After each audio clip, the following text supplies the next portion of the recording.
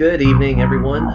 Today is Wednesday, the 27th, and these are the adventures of the USS Marvel, part of the 10th Expeditionary Fleet. As always, I am the GM, CJ, and I have with me the cast and crew for the USS Marvel. We are playing on Wednesday instead of our normal Mondays due to the US holiday Memorial Day, but we hope you guys are all listening in and having fun anyways.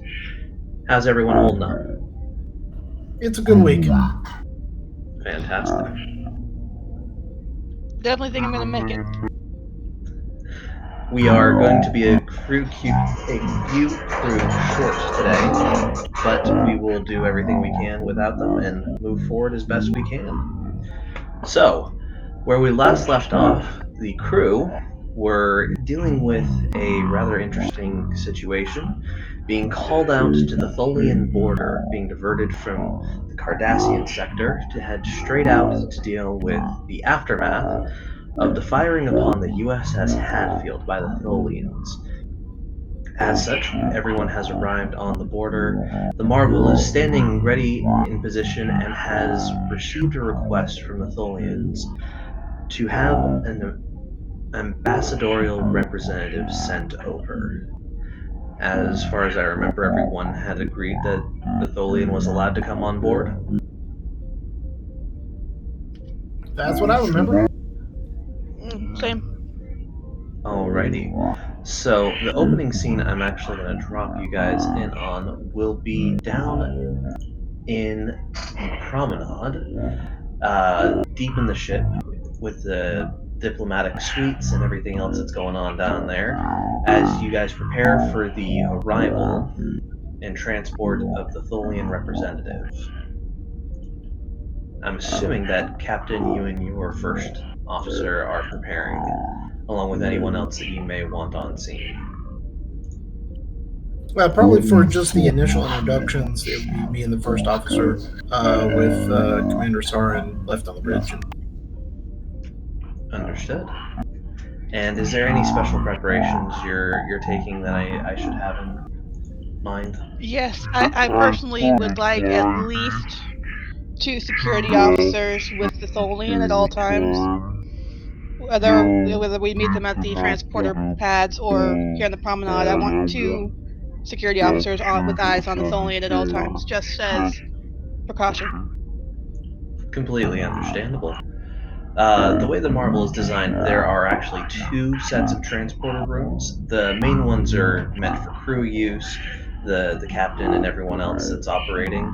The second one, though, is actually directly to the promenade and the diplomatic suites themselves, meaning that if you want to keep somebody located to the lower decks, you certainly can. So, as you are down there, there is a security detail assigned, and everything is ready for the Tholian's arrival, unless there's other preparations you want to make. Who's going to be running the transporter pad? That would be one of Cruce's team, a transporter chief named Viry.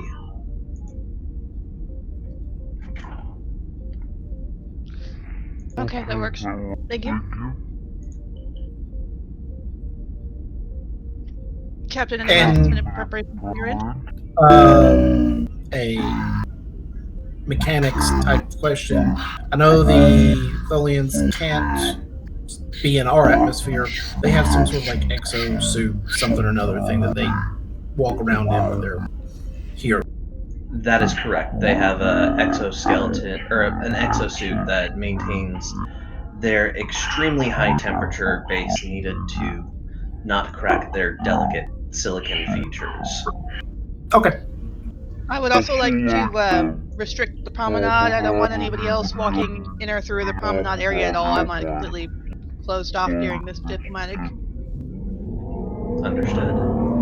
So let's get you guys down to the diplomatic suites, unless you'd prefer to meet them at the transporter pads themselves. I'm fine. You're talking about the transport pads in the diplomatic section, correct? Correct. Down on Diplomatic's deck 4 through 8. That's probably where I would want to meet them, is at the transport pad. You got it. Off to the transporters.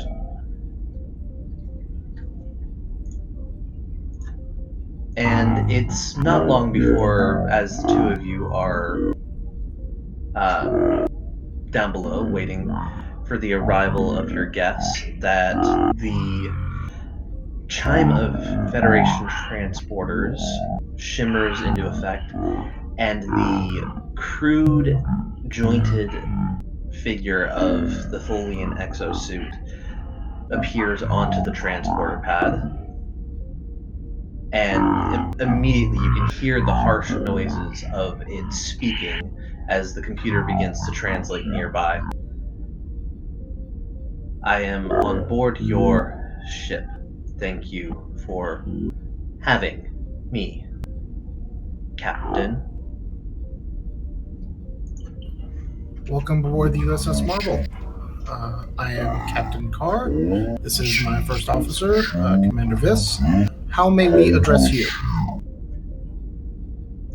It sort of pauses at that request, and then when you ask for an address that it can speak to, the computer translates it into a series of numbers before the Tholian just shakes a little bit and just says 1.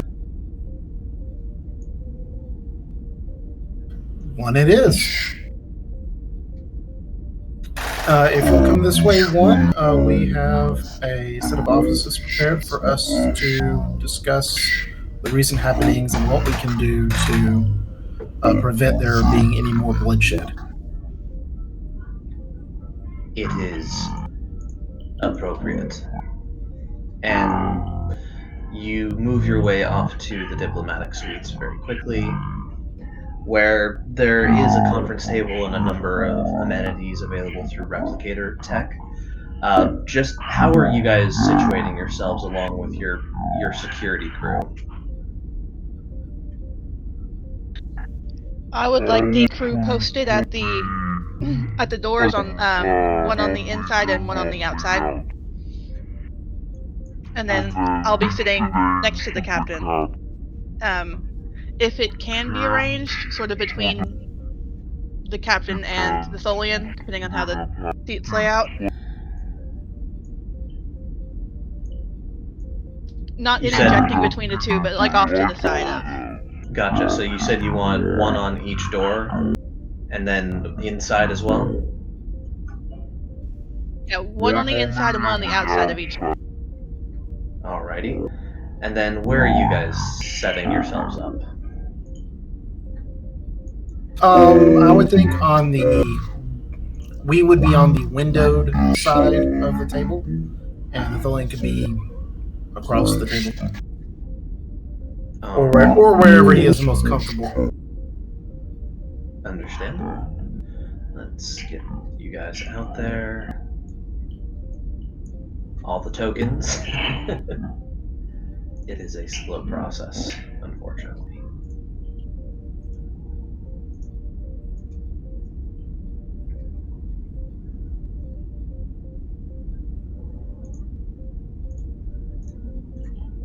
While you're tokening and all, can you remind me how big a Tholian actually is? They are only slightly larger than humans when they are inside their exoskeletons. However, just so you are aware, the transporter was not and cannot deactivate the weapons platform that these exoskeletons are.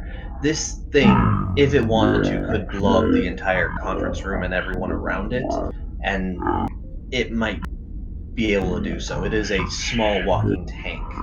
Just it happens to be guarding a fragile 400-degree crystalline spidery creature inside of it.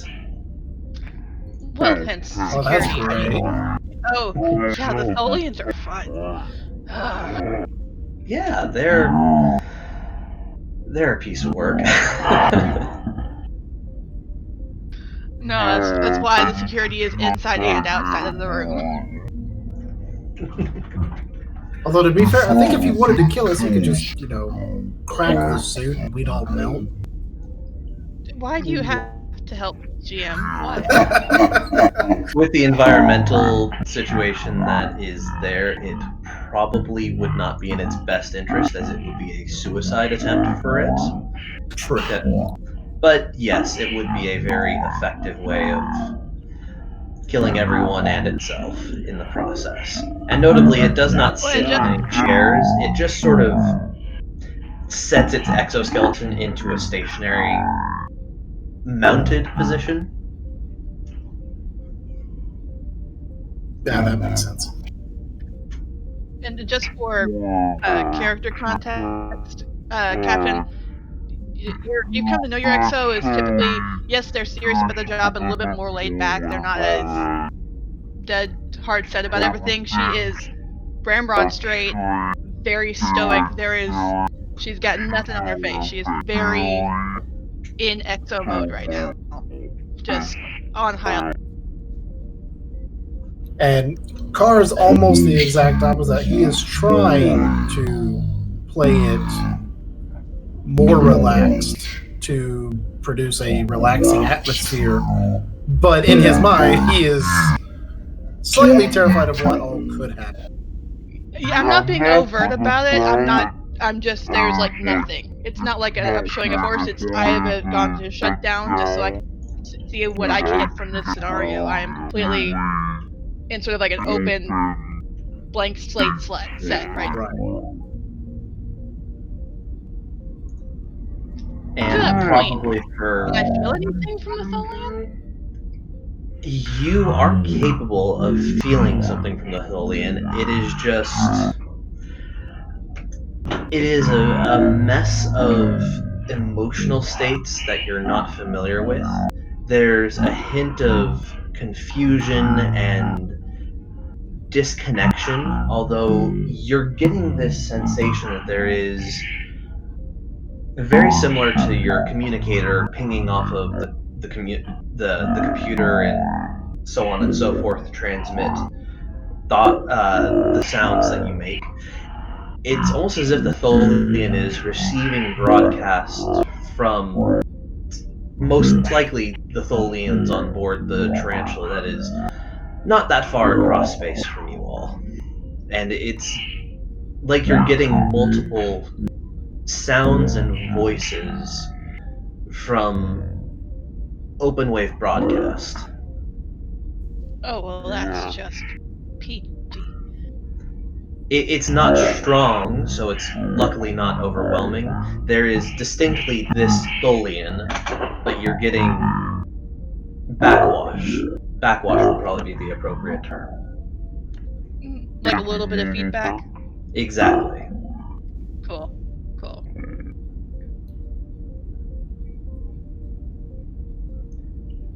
Notably, it does sit there and you're assuming stare at the both of you for a good hard minute or two as you get settled in, but it seems like it wants you to make the first move. So, thank you, one, for agreeing to come and meet with us. I'd like to start off by addressing the situation with the Hatfield that kind of kicked all of this off. From our records, we have notes that the Tholians attacked the Hatfield as they were trying to evacuate a science station. That is, according to our records, not in your territory. I was hoping to understand what caused that incident. Is there anything you could tell us about that? Again, it takes a few moments as the computer translates, and it slows down the process a little bit as it goes back and forth between your communication style and the Tholians, unlike most universal translation, which is damned near instantaneous. The response comes as retaliation. We did not strike first. Federation murderers shot down 6 ships within Tholian Border.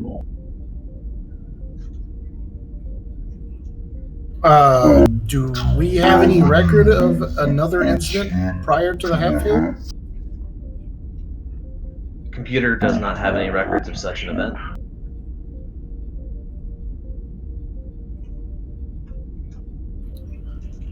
My records don't have record of any sorts of contact.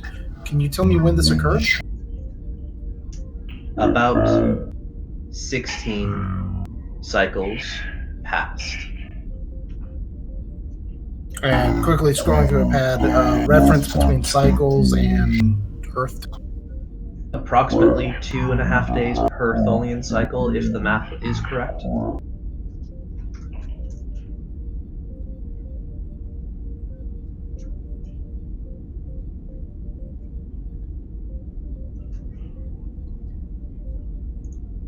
So it would be less than a month ago at this point.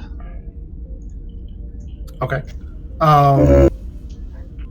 Do you have records of the attack, the ship that attacked you, that you would be willing to transmit to us so that we can investigate what happened? We have data. Unsure if compatible. Even speech is difficult with you. That's understandable. I would be more than willing to make that attempt. You say this was within Tholian space. Would it be easier to give us the coordinates of where this occurred? They make a noise, and the computer does a sound that's almost like an LCAR confirming an entry, which you assume is somewhat of a yes. And as they again chirp out some data, and it comes in as a sector of space that is roughly 400 parsecs within the Tholian border from the Star Defense Station that is set up here. It is fairly close to the border, but firmly within Tholian space. At least currently established Tholian space.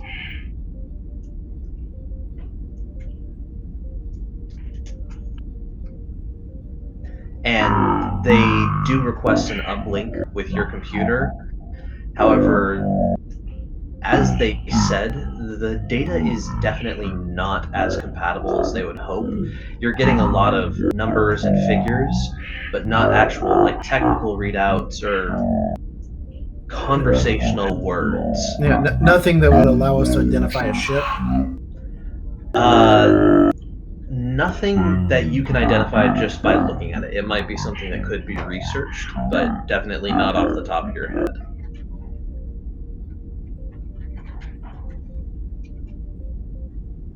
So I am supremely confident in that the knowledge that the Federation certainly did not authorize any sort of attack on Tholian space. We do not desire any sort of conflict. I'm not sure if this is some sort of rogue ship or other unknown scenario. Would you be willing to escort us to where the combat occurred so that we might be able to get more readings that would be more compatible with our systems? It gives a few noises, and the computer translates as, currently no one is to cross the border in either direction. Such is mandated by both sides.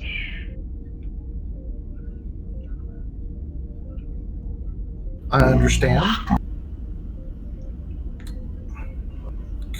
Commander, any thought?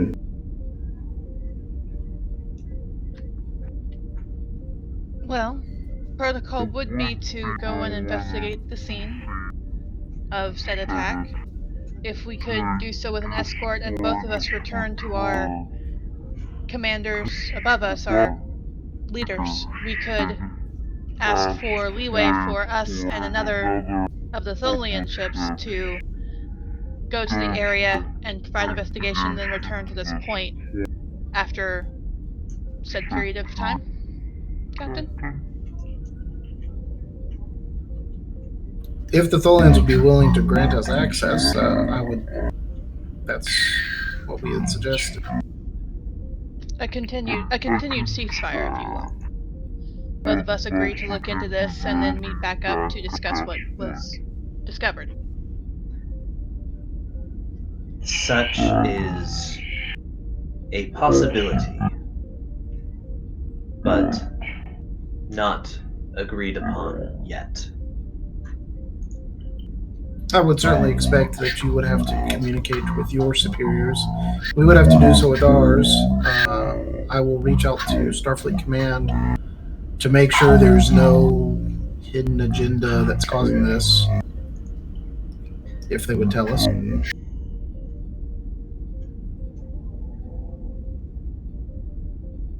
That is agreeable. I will remain on board until requested back, unless you wish to send me away. You are more than welcome to stay aboard. We can arrange for quarters for you on board if you would be comfortable there. We cannot create an environment suitable for you to leave the exosuit, unfortunately, but anything within our power to make your stay more comfortable would be more than willing to do so. Again, that sort of computer chirp that reads affirmative. And then you see it sort of sink into its spot a little bit further as the legs spread out and stabilize it. And you sort of realize that it means it's going to stay right there. It's literally going to stay right there. Yes.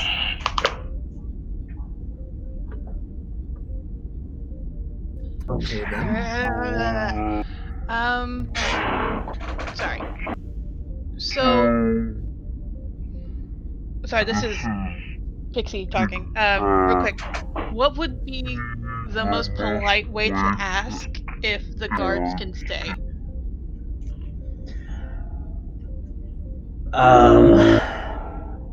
That would probably be literally asking the question itself. But there is a bit of give and take in this situation that the Tholian seems to be understanding. It didn't flinch when it saw security, specifically armed security, escorting you, so it probably isn't going to throw a fuss if they stay there with it, or at least outside the room. After all, it is that you guys are in a tense situation. You could imagine that you wouldn't be left alone in such a situation. Okay, so sorry, I'll say this then. Would it be agreeable for the security to remain for both sides to be kept at peace? Again, you get that affirmative chirp.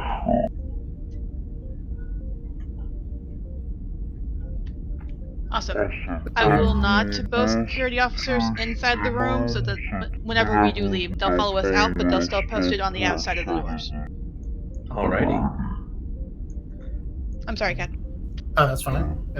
Thank you for helping us understand the situation better, one. And I will take my leave to go see if I can't find some more answers as to what has occurred, and we'll let you know what I find out. Sounds fair. Alrighty, so where to while your Tholian guest remains comfortable within their suits and where they are?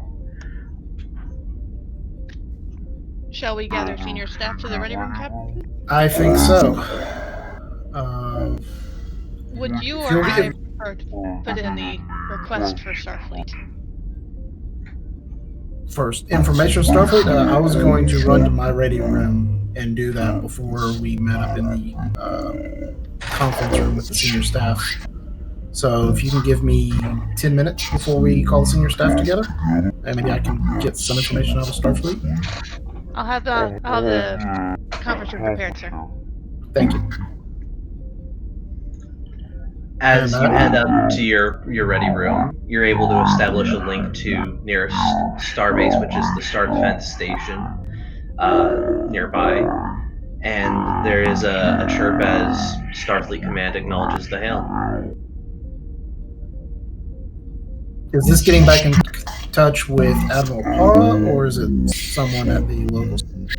The local Star Defense station is helmed by a fleet captain, specifically Fleet Captain. Oh Lord, I'm never going to be able to pronounce this. That would be Captain Telev, I believe, which is Defensive Station T1. They are the closest command station, and they can always broadcast and send your signal back farther to the admirals, back on 214 or further if necessary. Okay, that was Fleet Captain Telev. Correct. And just for reference in terms of ranking, a fleet captain, while technically having the rank of captain, has authority over multiple ships out in the field, similarly to the way a rear admiral would be. They just simply either do not have the seniority or enough accolades to have transcended to the rank of an admiral yet. So they are Okay. trusted with the command, they just don't have the rank. Right. So opening up the hailing frequencies. Station T1. This is USS Marvel for Captain Telev. Captain Jonathan Archer. Jonathan Carr. Jonathan Archer was the old Enterprise. This is Telev. We read you, Marvel. Yes, we have a representative of the Tholians on board. We were trying to discuss what set off this whole scenario, and they claim that there was a Federation attack on some Tholian ships at the following coordinates, which I will send their way. Roughly a month ago, they called it 16 cycles, so 30-ish days ago. Our records show no assault being reported. Are you aware of anything that's happened? If there is something that was led by the Federation in these parts, it was highly classified and is not within my purview. I can attempt to reach to the Admiralty to confirm these details. If you would, that would be appreciated.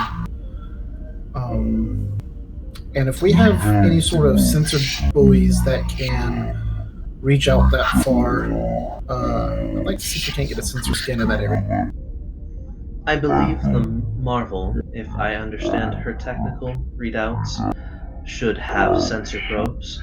It is simply a matter of getting it past the Tholian blockade in that direction. Oh, we could certainly fire sensor probes, but I would hate for that to be seen as a provocative maneuver. I didn't know if we had some sensor buoys that were stationed along the border that had that capability or not. We do not currently have anything operating past the blockade. If we did, it was either driven out or destroyed when the Tholians became aggressive towards us. Understood.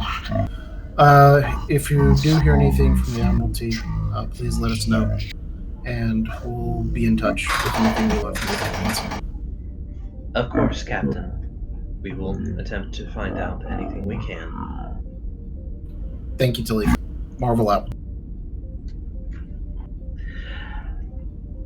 It clicks out, and the connection to Defense Station T1 clicks out with the Starfleet logo on your comm station.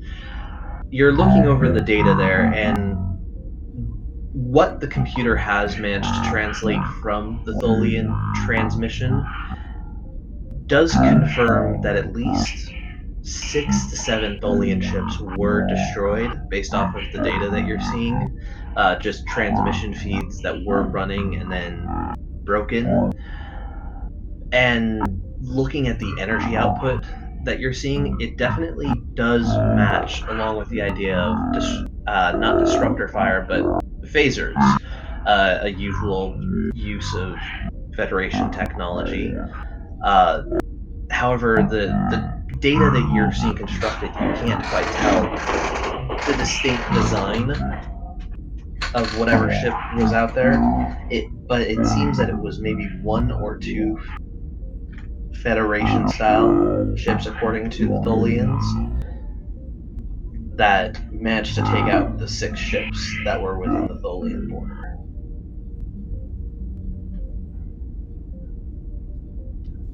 Real quick, GM, would this be a scene change? This would be considered a scene change, yes.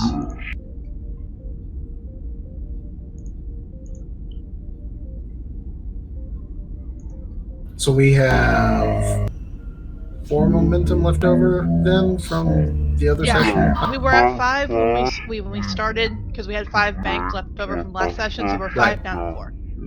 Okay. Correct. I will pack up what data I can and bring it with me to our conference room where the senior staff will be gathered. Alrighty. And the senior staff gathers, and you're able to begin discussion as everyone is pulled in. Just as a question, are you including the specialist as part of your senior staff, or is she being left out of this mission? Or not mission, but briefing.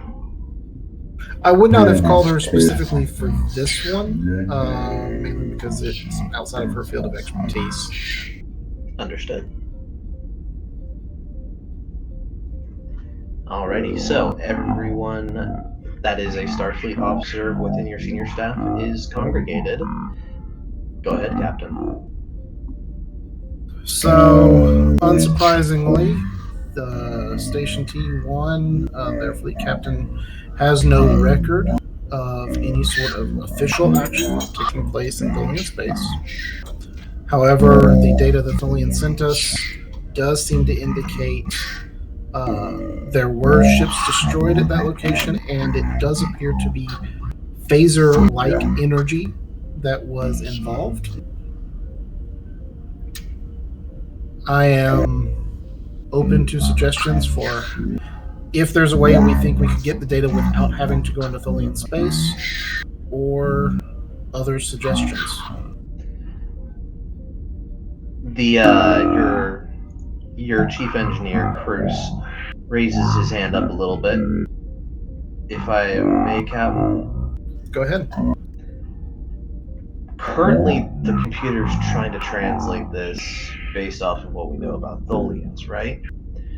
What if we try, feeding it into like a holo emitter or something like that, like on the holodeck? I mean, it might not be perfect, but at least data is data, and computers are a little bit more forgiving when you're trying to recreate something that way. It's certainly worth a shot. How long would it take for you to rig something like that? Hour, maybe 2. Okay. That's not bad to do while we wait to see if the Admiralty gets back to us with any.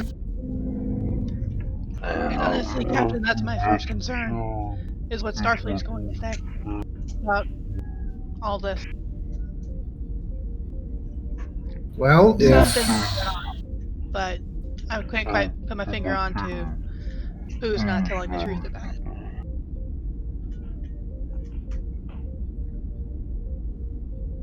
I mean, the only real way to find out for sure would be to get some fresh data from the area. I mean, right now we are relying upon data given to us by the Tholians, which admittedly could be falsified. But given their typical interactions with us, I'm inclined to believe they would not actively provoke the Federation. That doesn't really seem like their style. Well, and also 2 ships taking out 6 of the Tholians. I don't really want to meet that ship. It does seem illogical, Captain, that such would be possible. Even the best of the Federation warships currently on display are not capable of such a feat if the Tholians brandish one of their energy nets. And if their concern is 2 ships took out 6 of theirs, why are they matching us 1-to-1 on the border? You would think they would be matching 2, 3-to-1, because in theory they've already lost at those odds. It They may have been caught off guard, but still. It could be that the Tholians are as unprepared as we are for conflict. Such would suggest a necessity to maintain current relations. Honestly, the Tholians don't have much of a chest, but this is, I think, them puffing it out, for lack of a better term, Captain. I don't think they're actually preparing for war. I think they're just trying to make themselves look bigger at this point with the 25 out there. But one or even 2 ships taking out 6 of the Tholian, that doesn't sound like any Federation tech I've heard of. And if it isn't, who's masking it as Federation tech? Another thing to consider, Captain. The Tholians have not attempted to speak to anyone within the Federation until we arrived. We are designed differently.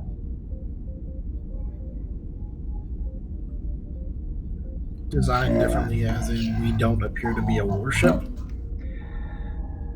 That, along with technical aspects of our ship, we are of a newer design.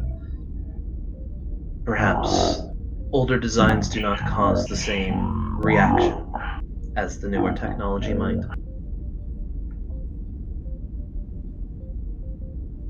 A fear response, if you will, Captain. I'll kind of lean back in my seat and think about that. If it, heaven forbid, if there is some sort of Starfleet intelligence secret ship out here that we're a test bed for new technology and diplomacy and exploration, if they've got some freaking weapons test bed out here, they've made a mess of things.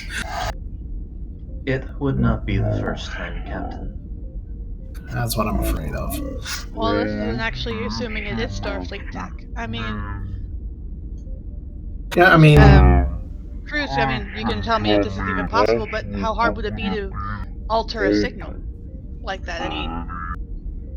Changing a transponder is as easy as flipping a few code switches here and there. The hard data to change is things like engine outputs, weapon outputs, and what I'm seeing here, just based off of the reconstruction that the computer's done already, those are definitely phasers.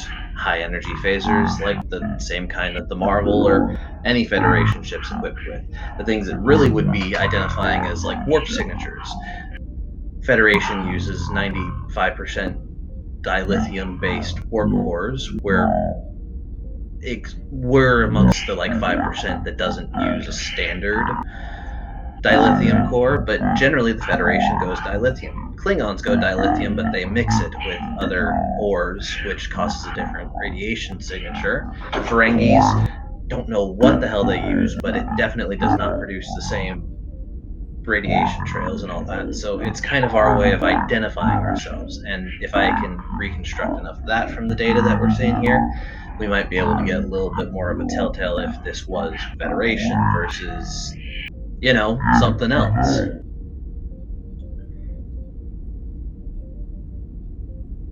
Out of character, for Commander Viss, what's your security rating?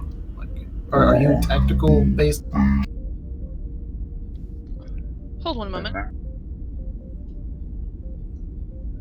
Because I have a question, and my first thought was to ask Son, but if you can answer it reasonably, then I'd rather ask.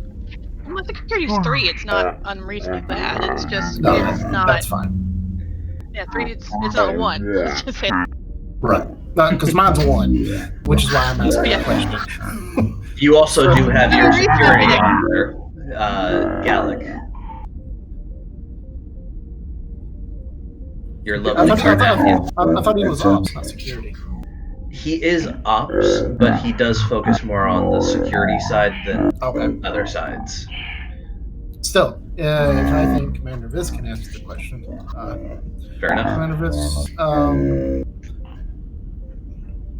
other than the Federation, are you aware of any other major power that uses phaser technology? I'm drawing a blank. on anyone that uses technology similar to ours. It's kind of our calling card, really. Well, GM, do I know of anything like that? Go ahead and make a difficulty 1 security reason check.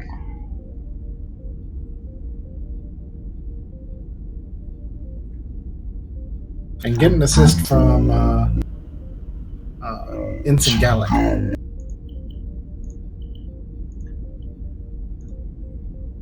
Sure thing, we can have him assist. Come here, you Cardassian crazy.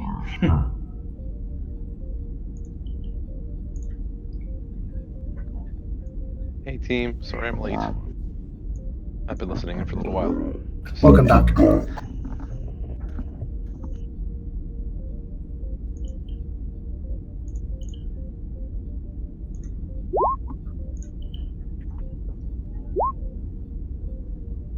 That would be no assist from your Cardassian ops. But you did beat the single check. So, the good news is the phaser is common. Almost every single major power out there uses them to some degree. The Federation uses them the most extensively, however, because they use them as a ship-based weapon, they use them as a handheld weapon, they use them as a tool, because it is such a precise and controllable energy style of weapon. The Federation uses it because it can be non-lethal. It can be used to cut through doors. It can be used as a tool just as much as it can be used as a weapon. Whereas most other major powers that are out there tend to use them as mostly just for tools. Like, they will have phaser drills, they'll have occasionally a laser scalpel, which is essentially a very, very focused phaser. But the Federation is one of the only powers that tends to use them as a weapon. Again, because of how much control they have. Most other groups, including the Romulans, Klingons, Cardassians, tend to mix phasers in with disruptor, energy, plasma, and a lot more extensive mix of dangerous weapons. The Federation is phaser focused. Okay, I relay all of that to the captain, and then I add at the end. Basically, Captain, right now what we actually have is a lack of data. Phasers aren't completely unknown, but we tend to use them more than anybody else. But honestly, until we know more, what we know is what we know at the moment.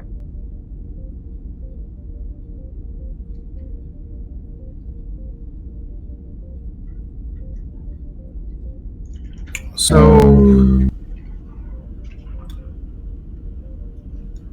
Doctor, would you be willing to work with Ensign Dyro to configure some probes for preparation for launch into Tholian space to see what we could find out just via probes? Because if they won't let us cross over, maybe they'd be willing to let us fire probes as long as we pointed them away from all the other ships. Absolutely, Captain. I'd be happy to help any way I can. I am happy to help as best I can, Captain.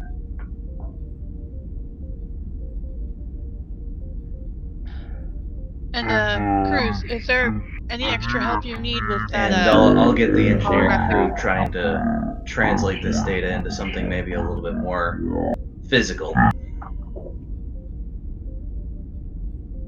Alright, that sounds good. Is there anything that you wish for me to do, Captain? Keep an eye on the situation while we try to research and talk with our Tholian guest. With your permission, Captain, I would like to assist Ensign Cruz in the holodeck to see what I can help with that. Absolutely, feel free. I'm gonna go dig through some more records, see if I can't find anything, and hopefully hear back from the Admiralty sooner rather than later. If we don't hear anything in the next couple of hours, I'll go talk to the Tholians about the probe idea, unless we've come up with some new information before then. Sounds like a plan. Let's start with our doctor, along with Ensign Dyer. Absolutely. If you'll take the lead on that, Doctor. I'd be happy to. I do have extensive training with multiphasic imaging arrays. Perfect. So as you two head down to the sensor bays to start rigging up those platforms, go ahead and give me a reason science check while I have him make a engineering and reason check to help do the actual alignment of those. Absolutely. Standard complication range. Standard complication range. Difficulty is going to be 2, just because I feel like being equal. That's a reasonable difficulty. I don't think it's momentum if we have help coming. So we're at 5 momentum, is that right? I think we're at 4 now. 4 now, okay. Yeah, sorry. because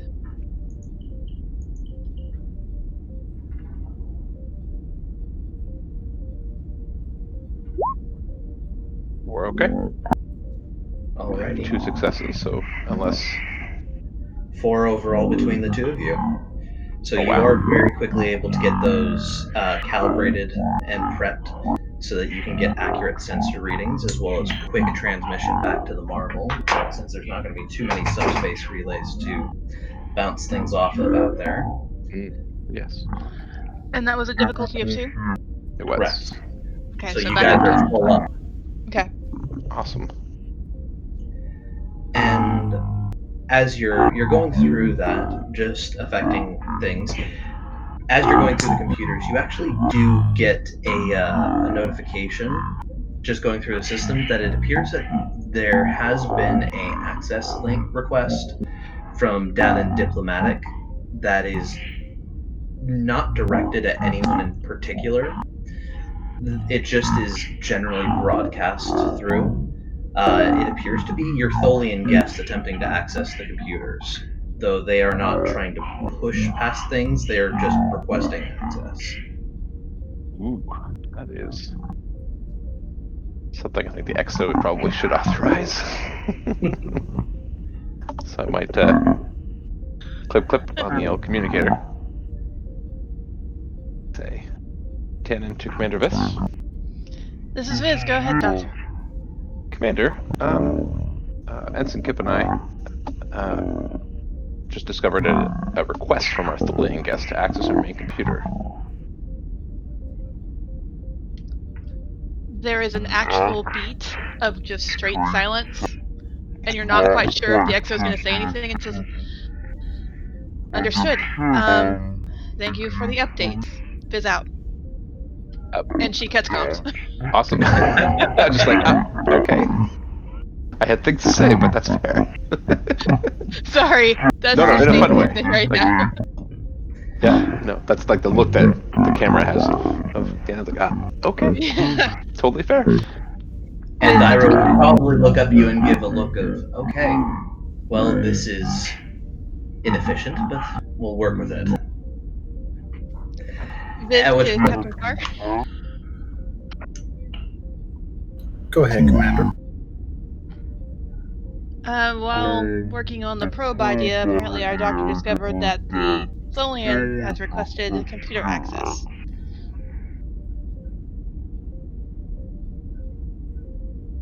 I slide over to my console, and can I tell what type of information the Tholian is trying to access? Currently, they have just requested general access, but the computer has logged a number of odd little requests, as in microprocessing units in the Cetaean Ops, where a few of your more aquatic crew members that help chart the stars have access to, but nothing like actual navigational data, just random microprocessors.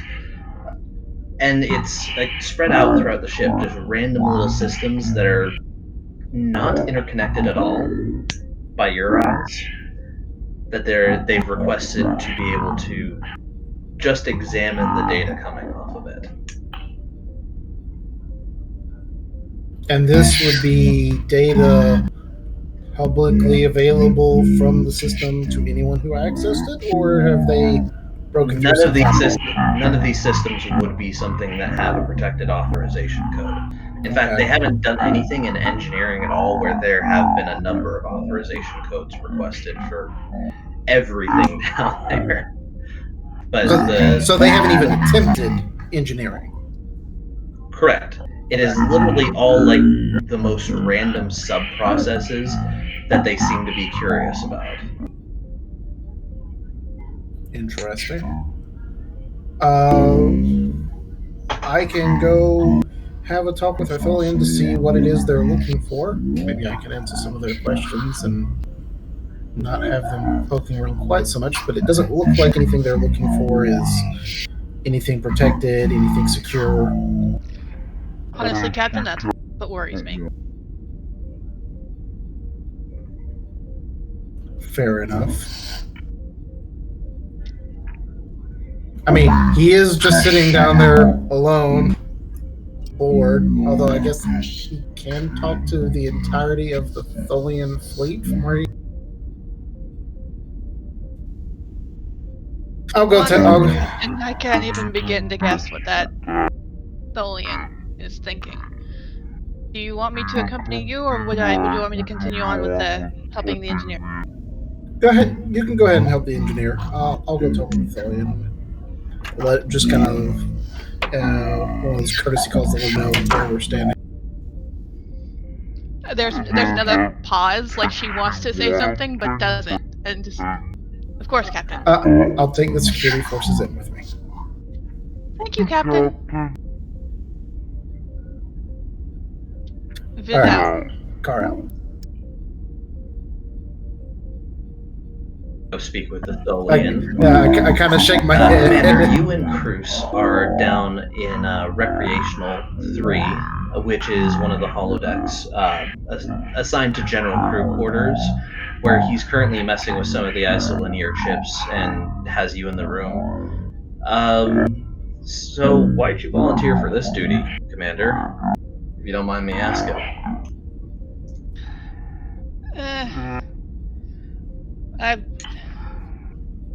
I have no doubt in your abilities. I'm going to start the sentence off kind of scary like that, but honestly, it's a nervous tick of mine wanting to make sure things get done. And honestly, with the working with the oddity that is the Tholians, maybe something I see might make more sense from a security standpoint than engineering. It's honestly just trying to be an extra pair of eyes. I mean, that's fair. Well, Tholians make me nervous. I think they make everybody nervous, even other Tholians. I mean, do you see how they twitch when they walk? It's just creepy. It's like watching the way their legs move, it's just... And their feelings, I can't even explain how strange it feels to be around them emotionally. It's not a good ride. They're all the... I probably shouldn't be getting into that. Just... Please. Just a lot of conflicting weirdness here. But yeah, if you could, just to try and get a little bit more of a pattern flow from this, do you mind linking the ship's tactical systems to this holodeck for a few minutes? It might make a recreation a little bit more accurate if I'm able to parse the data right. That could work. Yeah, let's do that. I'm going to have you assist Cruz with basically a reason security role. Would it be reason or control, since we're working with the system itself? Say again, you cut out a little bit on my end. Would it be reason or control, since we're working with the tactical? I'm having him do control engineering. If you'd like to use control, I'd be happy to allow that as well. I mean, it's your call, GM, but my control's a lot better than my reason, which is why I was Let's go with asking. it. Control security.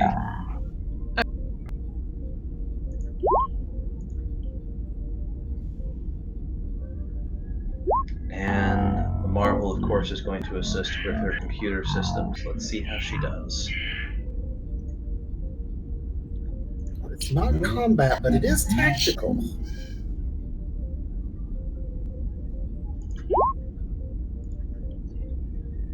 Alrighty, so the good news is you did surpass the difficulty rating by 1. So you do have a momentum that will not be able to go into the pool. I'm assuming it's probably going to go towards some obtain information. But as the two of you work over the course of the next 30 to 40 minutes, sort of moving things about, you are able to get some of the data translated, and the holodeck goes. It's always a weird sensation when the holodeck doesn't make a environment that is natural or artificial in the sense that it's something you're used to, like a building or something like that. As you two are now standing in the vast emptiness of space, and some smaller versions of a number of Tholian ships you can see sort of in a patrol pattern in the same star cluster that they reported the coordinates for, sort of moving about and moving around. It looks like we're getting a little bit of a translation here, Commander. That's good. Let's see if we can speed up the playback data, figure out how these guys were attacked. And starts fitzing with the data a little bit, moving it forward, moving it backward, at which point you do see it's not translating perfectly. You're not getting colors of any of the ships. You're not getting design details like windows or things like that. It's very much looking at like blocky shapes of a. The best comparison I could make is like looking at an N64 graphics where details are kind of isometrically pulled out Oh, a it's little bit here and there. It's my It's color. 64-bit.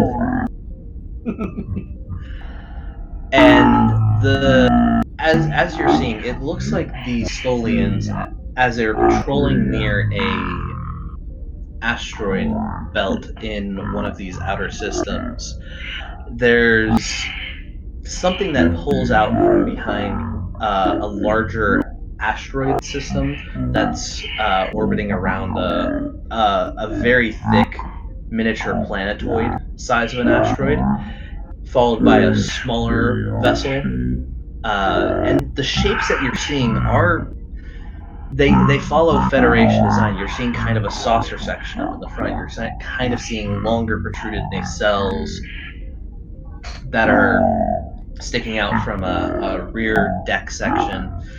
Though, again, the segmentation is making it difficult to identify any specific classes. If you're looking at it right, the larger of the two could be any kind of command vessel, something like a Constitution class, even, or something as new as the Sovereign class, or, God forbid, even the Marvel's design, with that sort of thick, heavy front saucer section and two separated nacelles off in the back. The smaller vessel, though, is a little bit more short and stout design. If anything, it kind of looks like the half saucer of a Defiant saucer, mixed in with hints of the Nova nacelle structure that are sort of strapped onto the back of it and split off to the side. It's an odd looking little thing that doesn't quite conform, but doesn't quite not conform either. The only thing that you're seeing is that this data has these core pieces of the ships that are missing on the larger command style ship, where the engineering main deck would be for, say, a Constitution class. There is this just big gaping hole that runs through the whole ship that sort of looks like a data error. And then on the smaller Defiant-ish looking one, it's towards the back. There is just this hole that's like a golf hole in the back near where the nacelles connect with the half disc. And again, it's sort of that same data error processing where it just looks like there should be something there and there isn't. Well, not exactly what I was expecting. Can I spin that obtain information now? Certainly. Okay. Watching for the information we have, is it like a still image or is it a moving piece? It's sort of a playback of data. It's very glitchy. Like it's not animation. It's more like stop picture, advance picture, advance picture. Okay.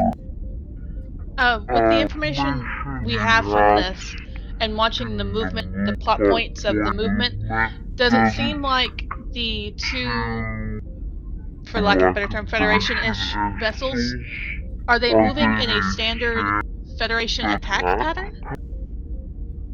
Like, The is command it... vessel is Go ahead. falling behind the escort class style ship. The escort class is making sure to keep a shorter distance so that it maintains within shield radius of the command vessel. You're seeing something that seems like a very aggressive Dominion era flight path. After watching this playthrough like 3 or 4 times, Fizz just very quietly, like not into anybody but to the room, just says, "Battleship." Well, that's Not not again. good. And still not looking at Cruz, but like, she's not trying to hide the fact that this upsets her, but she's intentionally not trying to break her professionalism. Says, "Thank you, Ensign. I will go inform the captain," and just sort of turns on heel and starts to head out. Commander? She stops.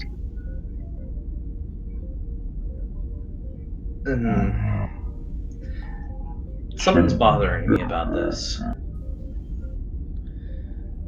And it's not the fact that it's shooty. I mean, I served Dominion War. I'm familiar with that flight path tactic and all that. The part that's bothering me is this isn't something that we use often. I mean, we abandoned that tactical styling with it was like maybe a year or two into the war. It's great against Cardassian ships and stuff like that, but when you're dealing with something that's got the speed or the danger of locking you down like a Tholian, you wouldn't be sticking your ships together that close. So they're flying cocky. Like they knew they could win. Yeah. And even if you knew you could win, wouldn't you take the right precautions? I mean, that is just cocky, and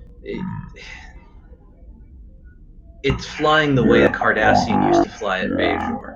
They, with no fear, no issue, no feeling like, hey, there's something wrong gonna happen here. That's not Federation style right there, in my opinion. Not unless you're dealing with, like, the lunatics that, well, you know, the Tripolity and all that. Who knows how the hell they fly these days. But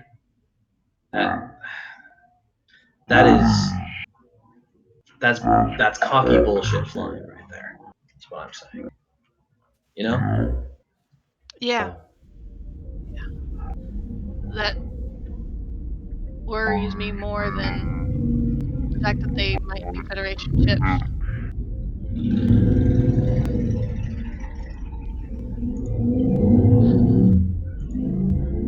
Something's Thank also you. throwing me, but I'll get back to you on that. I'm gonna try and clean up this data a little bit more. If you need anything, let me know. I always will, Commander. Oh, also, Commander, I got 2 pips, not 1. Sorry. It's been a day. All good. Sorry, Donna actually has that wrong in her notes then. Hold on 1 second. Lieutenant, I'm sorry. It's all good, Commander. The Tholians get the worst of us all. And then she heads out. Kind of. Meanwhile, down on diplomatic decks, Captain visiting our Tholian friend. So I walk up to the conference room where the Tholian is, nod to the security officers, and it's like, commander's requested. Uh, we have a couple go in. Course, Captain. Right behind you. And I will walk to the door and just go ahead and open it up. You get the turn of the head as one looks in your direction, and then settles back into his position again, just sort of statuesque in how still he's managing to sit. You just hear little bits of hiss and air intake as his exosuit maintains the temperature levels within his suit. Sort of a cold and heat exchange back and forth. One, want to let you know we have reached out to Starfleet Command trying to get some more information. I wanted to get your opinion on whether or not we would be allowed to send sensor probes to the location of the battle.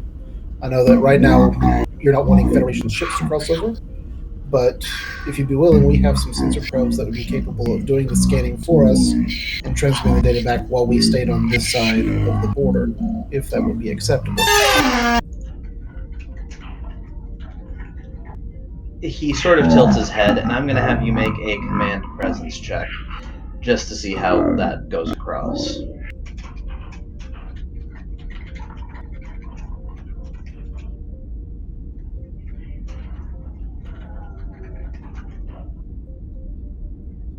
I have a focus in xenopsychology. Would that help?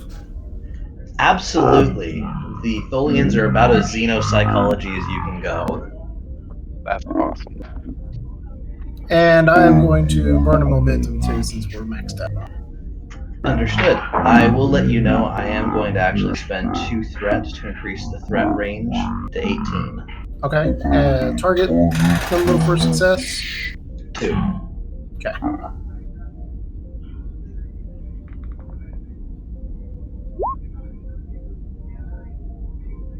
I've got 3.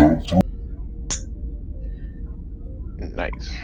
Again, the Tholian just sort of tilts its head, and the computer just processes for a moment, but it says signal outgoing, as it recognizes that the Tholian seems to be communicating back to its own ship. We are willing to allow non-manned probes, no more than 2 at any given time, for the sake of investigation. I understand. And I will prepare a readout of our probe's capability so you know exactly what we're sending. I understand that it's hard for you to read our readouts just as it is for us to read yours, but I would like to have that show of good faith that we are trying to understand how all this came about, because I think we both want the same thing when it's said and done. Such is currently agreeable. Captain, if I may inquire for the assembly. Sure. If the Federation is at fault, what will you do?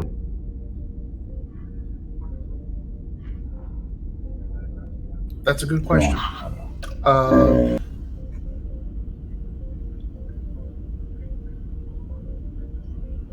And I'll be honest, I'm not entirely sure.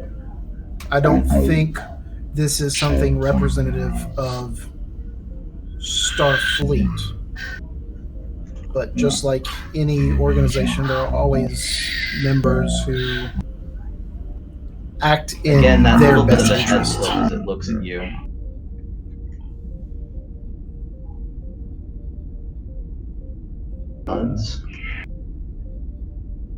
What was the question? Again, and just sort of stares out at the stars. You broke up a little bit there. What did the Tholian say?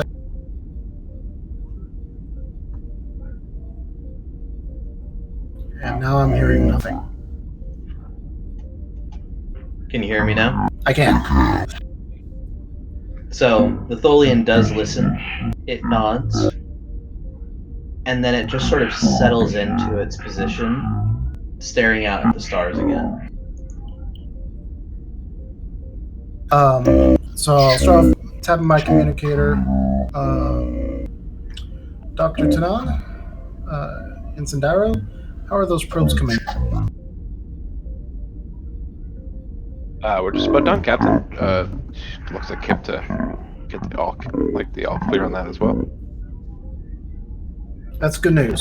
The Tholians have agreed to allow us to fire 2 probes towards the location of the battle that occurred. So whenever y'all have those ready, get them loaded up, let me know, and we'll get those sent on their way. Absolutely. Turning off the communicator, I will turn back to the Tholian.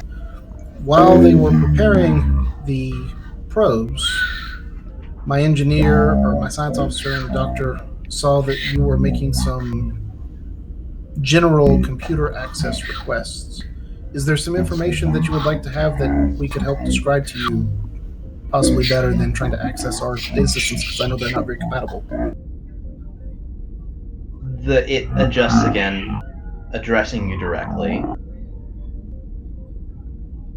We are curious.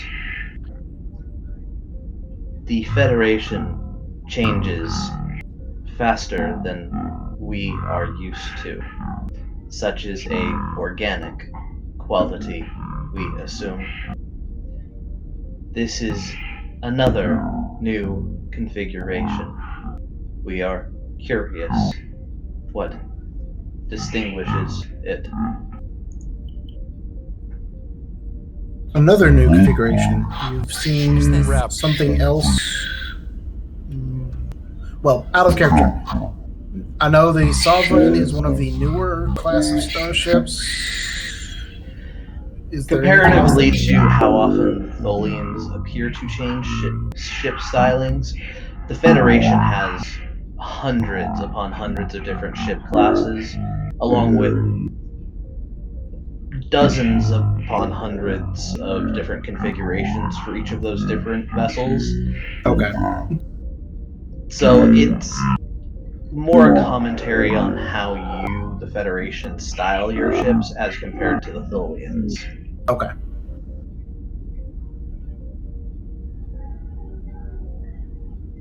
The ships that were at this incident in Tholian space, did they also seem to be a new configuration? You get a little bit of an affirmative chirp. If I were able to provide pictures of the ships, would you be able to pick them out? That one comes across with that sort of negative that the Elcar does. Okay. I was not present with the attack. All ships were lost. All with visual data have been lost. All remains is technical data. I understand. Well, if there is more information that you would are curious about, I understand that desire to learn. That's why I joined Starfleet. It's more to explore and to learn. So if there's information that we can share with you, in the interest of maintaining peace and from one explorer to another, I'd be more than willing to help.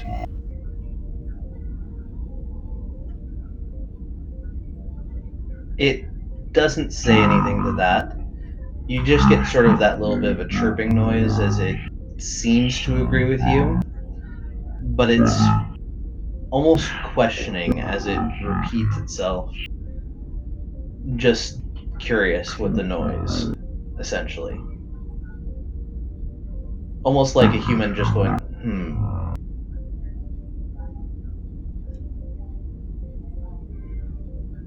Alright, I'll be sure to inform you so you can inform the assembly when we are preparing to launch the probes.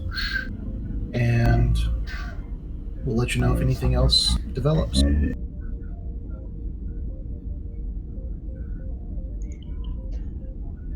It chirps and then settles back into that seemingly comfortable position that it has.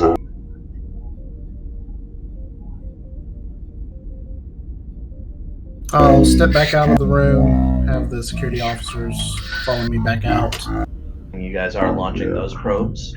It takes them a short while at warp 3 to get out to the area that is marked as the area and begin taking scans.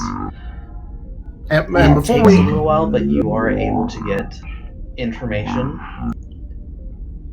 and it starts transmitting back. It's a lot of old radiation, a lot of old things that are not as helpful as you'd like, but there is some things that are telling. Chris, almost immediately after seeing it, is very quick to say, yeah, that's a Federation warp signature. That is almost perfect on how on point that is. I mean, you can change transponder data, but you can't fake a warp wake like this. And it took several hours for the probes to get out there, I assume. Correct. It would be about a good 8 hours after launch to get it out there. During that time, I'd also like to go see the holographic display just to get a different view. Certainly. And Cruz has spent a good amount of time down there because he's fiddling with things. So once we get the data back on, it's definitely Federation warp signatures. So the ships that are in the hologram, they're missing sections around their engineering hull, where the warp cores presumably would be. What? Say again? You cut out on my. Oh, sorry. I was saying we got the information back. Yes, it's a warp signature that appears to be Federation. And then I was asking Curse about the holograms where they have the holes in the center of their, assumably the engineering sections. What would it look like if they were to look at the Marvel and we have our little black hole generator things? Could that be why there's holes? They can't get data back because micro singularities basically swallow up their sensors? I mean, theoretically. We could ask the Tholian if they could give us a current readout of what the Marvel looks like and see what that comparatively looks like. That's a good idea. I mean, do we want to invite them up here? That's up to you, Captain. I know how everyone's a bit jumpy, but it seems like a lot of telephone game, even within telephone games. You're not wrong.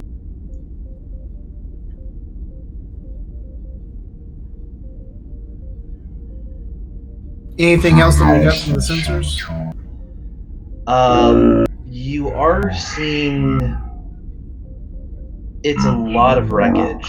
The Tholians haven't come to clean anything up yet, so there's pieces of the ships that are just left floating in space. None of the ships were atomized, with the exception of one of the larger tarantula-style ones, and you can, with the sensor data that's coming back, you can see how potent of a ship this is. It can spin its own energy web without the need for other Tholians around, but it also has a number of disruptor-grade energy weapons that have not been identified yet that it seems to possess. that there's some serious energy banks that one of these tarantulas is carrying, and whatever two ships were out there tore through it like butter.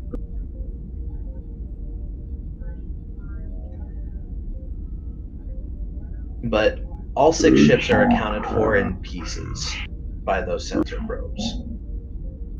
I'm sure it's a long shot, but any way of telling what direction the two potentially Federation ships went? I'll allow it for a momentum. I'm okay with spending momentum for that. Yeah. It takes a little bit of piecing together, but based off the warp wake, it looks like the ship's headed kind of parallel course to the border out towards the Bajoran points of the Badlands.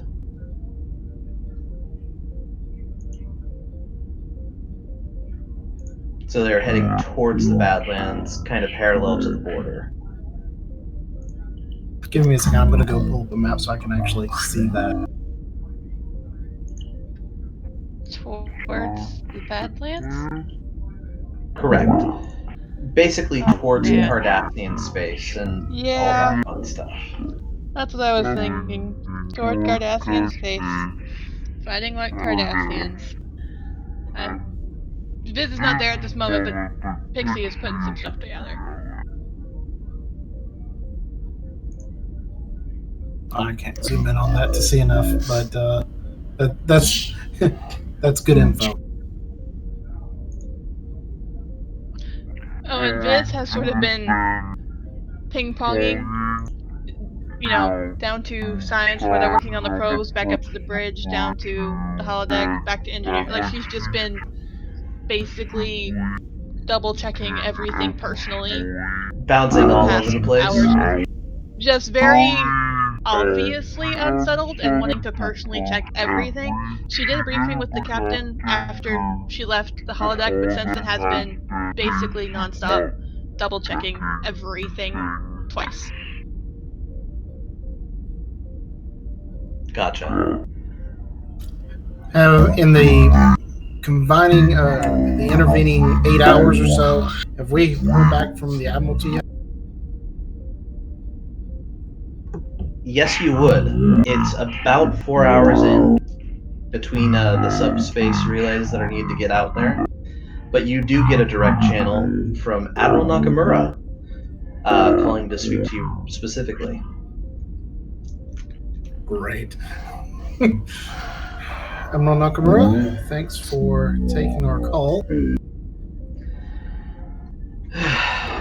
I wish it was under better circumstances, Captain. I do too. But I'd much rather this not break out into anything if we can keep from it. I'm hoping you have some good news as to we actually know what in the world this was. I, again, wish I had better news, Captain. I have access to Starfleet intelligence information as is appropriate for my position, investigating a number of the issues that went down during the Dominion War. And that includes a little bit of oversight into files that Starfleet intelligence has on an organization designated number 31 that intelligence works with on occasion. And between the records that intelligence has compiled, as well as all official Starfleet records, even blacklisted ones that Admiralty have access to, I can confirm for you, Captain, that the Federation has not authorized any incursion within Tholian areas. And that is with every ounce of access that I have with my pips. I cannot tell you some of the details of information that's going on out there, but I can confirm for you that we have not authorized a single incursion into Tholian space within 2 Federation years. That's good information to have. Now, how to convince the Tholians of that? The ships that we've seen, I will have transmitted the holographic imagery that we have back along the routes. Said the imagery that we have shows 2 Federation-style ships, but according to Commander Viss and Commander Saren,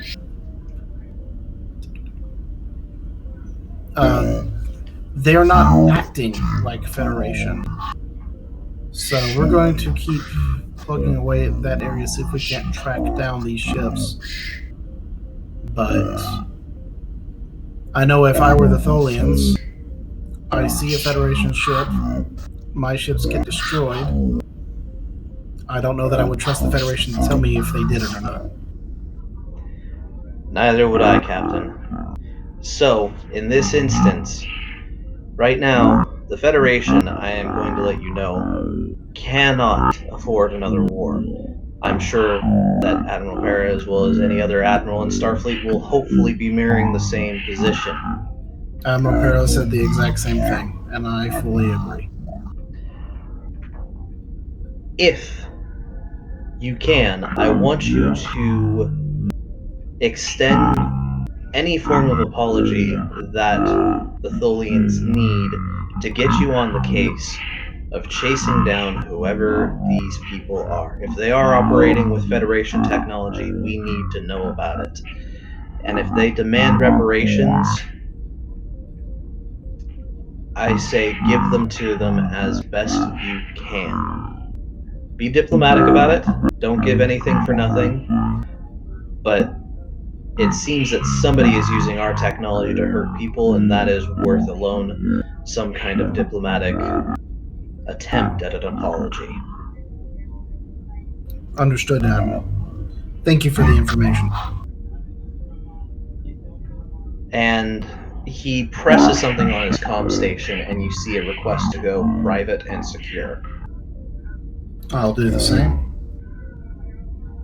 Off the record, Captain, I don't trust intelligence or this supposed Section 31 that they've operated with in the past to have not done something stupid.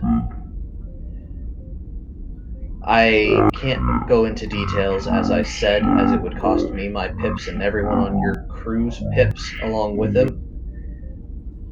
But reports that I've seen from action in the Dominion War shows that the Federation has done a lot of very horrible things in the name of protecting our borders and our people. And I am hoping to whatever holy things that may exist out there, if there are any,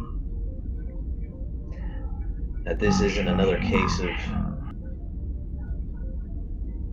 us doing what needs to be done.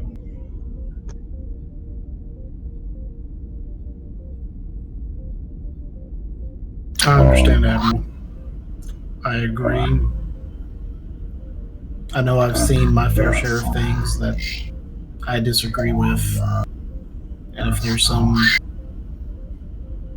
secret backwater group doing worse things, well, maybe that needs to be brought to light too, as much as it would hurt us. You and I were the same opinion, Captain.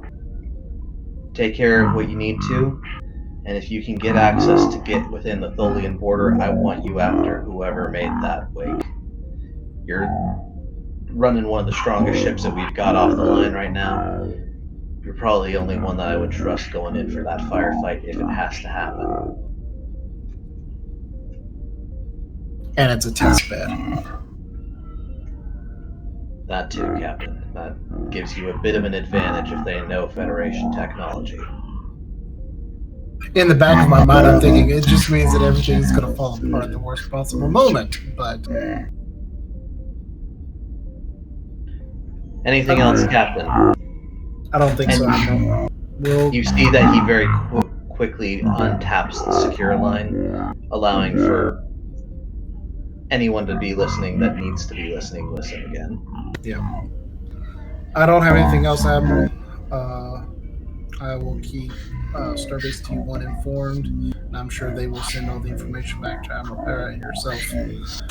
We'll let you know what we find. Understood, Captain. Take care of business. As always.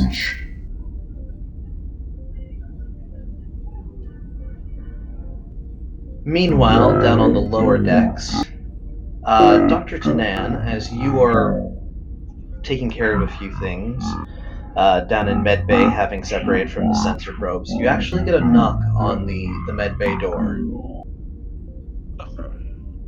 I would command the computer to enter. In comes a very, very tired-looking Trill woman who is limping a little bit, and you can hear a very heavy thunk each time her right leg steps down onto the deck. Well, Yeah, Dr. Tanan, right? that's right. I would like go over and be like, please have a seat. Direct him to one of the beds. Thank you. She very gently kind of hobbles over. I'm having a bit of an issue today. I can see that your pulse is elevated and blood pressure. Yes, I'm already scanning. Yeah, very quickly, just go ahead and give me a difficulty 0 reason medicine check. Sure. And since you're in medbay, you have the advantage. Go ahead and roll with 3 dice.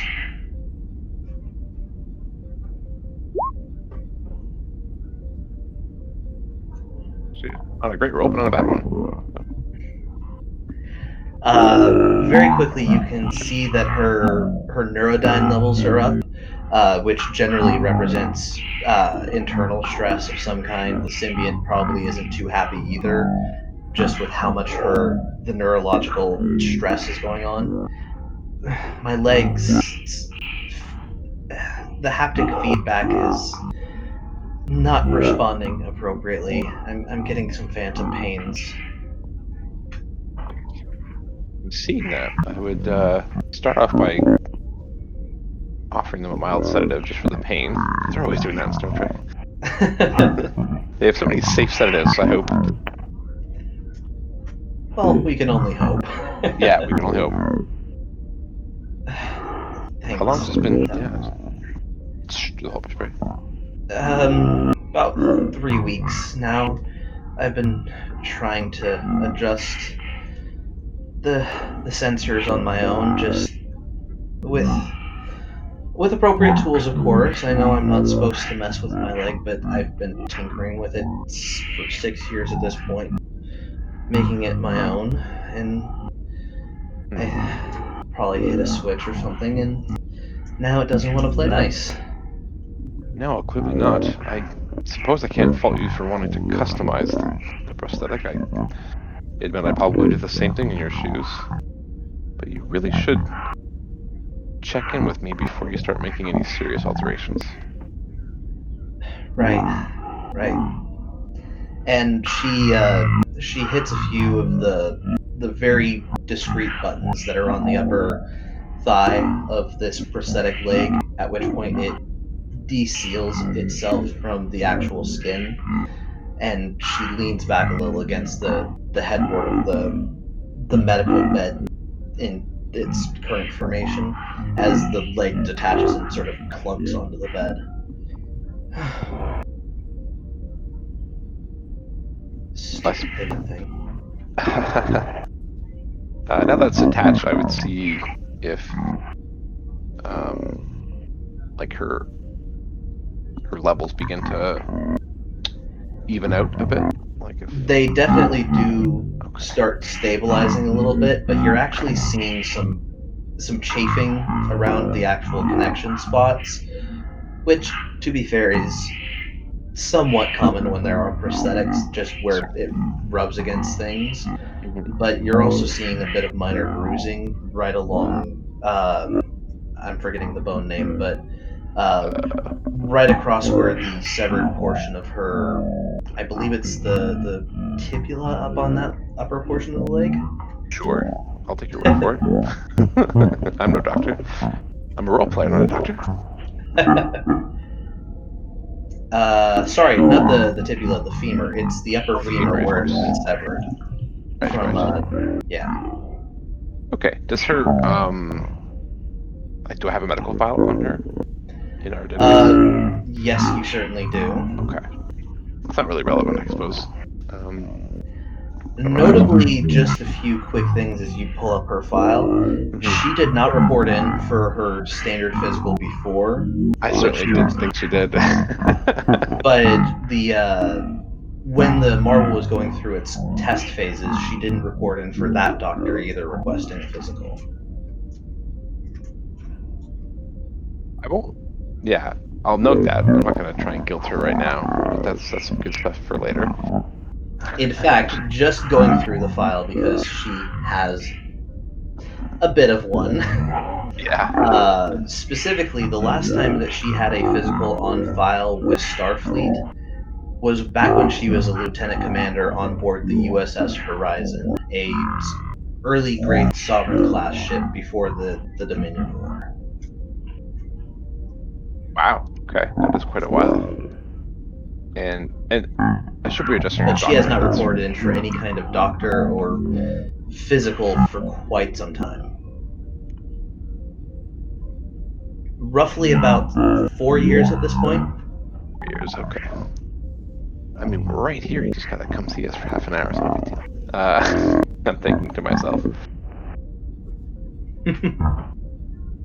Well, Doctor, I'm seeing a lot of excess bruising where the prosthetic adheres. I think for the next couple days, I recommend taking it easy, spending at least 2 hours a day detached from the prosthetic, giving the affected area a chance to heal, which I expect she'll resist. But if that's what's necessary, Doctor, I'd rather be examining and taking care of things, but I can make do without the leg. I've done it before. of course, certainly there's records or like sensory information you can be checking while that happens. You can still make yourself useful. There's no need to feel like that time is wasted. Right. You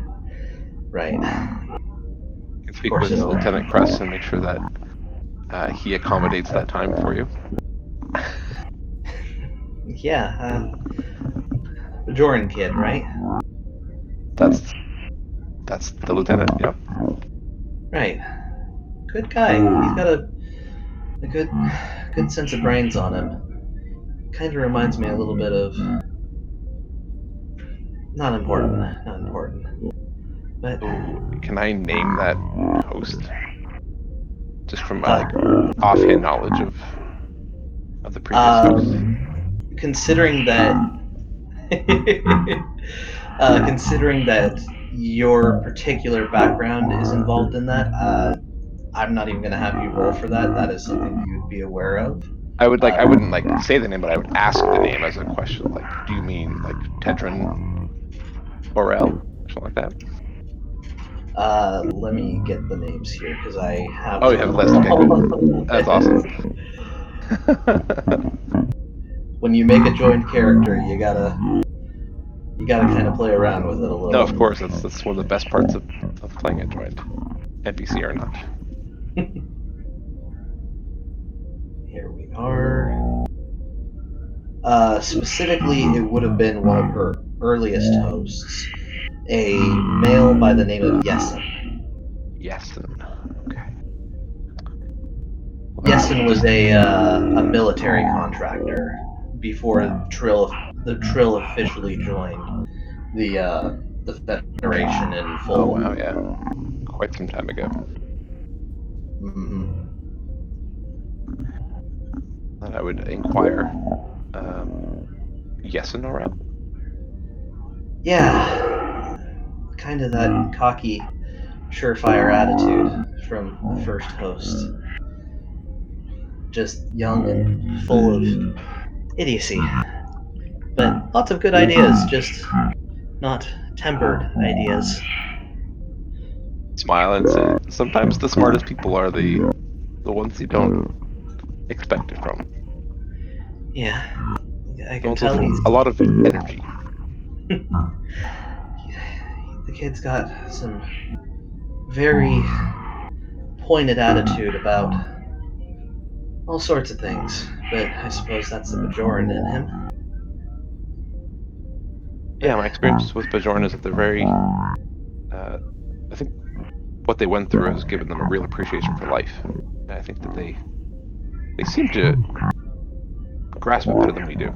Just as that sort of collectively as Trill, rather than the Federation per se. Like it's implied in the way she says it. I might have to agree with you there. Especially with the way that I've been living. She Yes. leans back just a little, and you can see that the sedative that's helping deal with the pain is actually causing a little bit of drowsiness. Okay. Though it's more, you're seeing that the bio readout, it's more the symbiont's brain that is being affected by the tube, and it's causing a cascade effect into her nervous system. Excellent. I would try and take some discrete scans of the symbiote because that's a patient of mine as well, and I can't directly ask it questions. Very true. Everything that is on file there matches the last known data that is there, besides signs of neurological stress, just probably a little bit of abuse here and there that she's been putting herself through has been putting undue stress on her nervous system and by extent the symbionts as well. Fair. I suppose that can't be helped in some situations. It's kind of the case of like somebody's been awake for 16 days straight from using stimulants and just the whole system is a wreck, except instead of stimulants she's been in pain for who knows how long and just been too damn stubborn to say a damn thing about it. Oh, that's mildly alarming to Lenara. But I can imagine. yeah, that's I mean the symbiotes are almost sacred.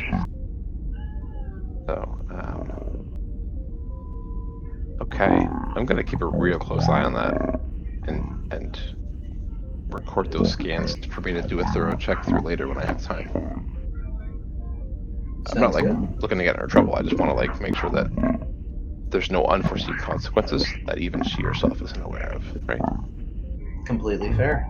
Cool. You record the current state of things, and as she sort of is in that mildly intoxicated zone of sedated, she kind of gives a little bit of a head tilt towards you, raising an eyebrow.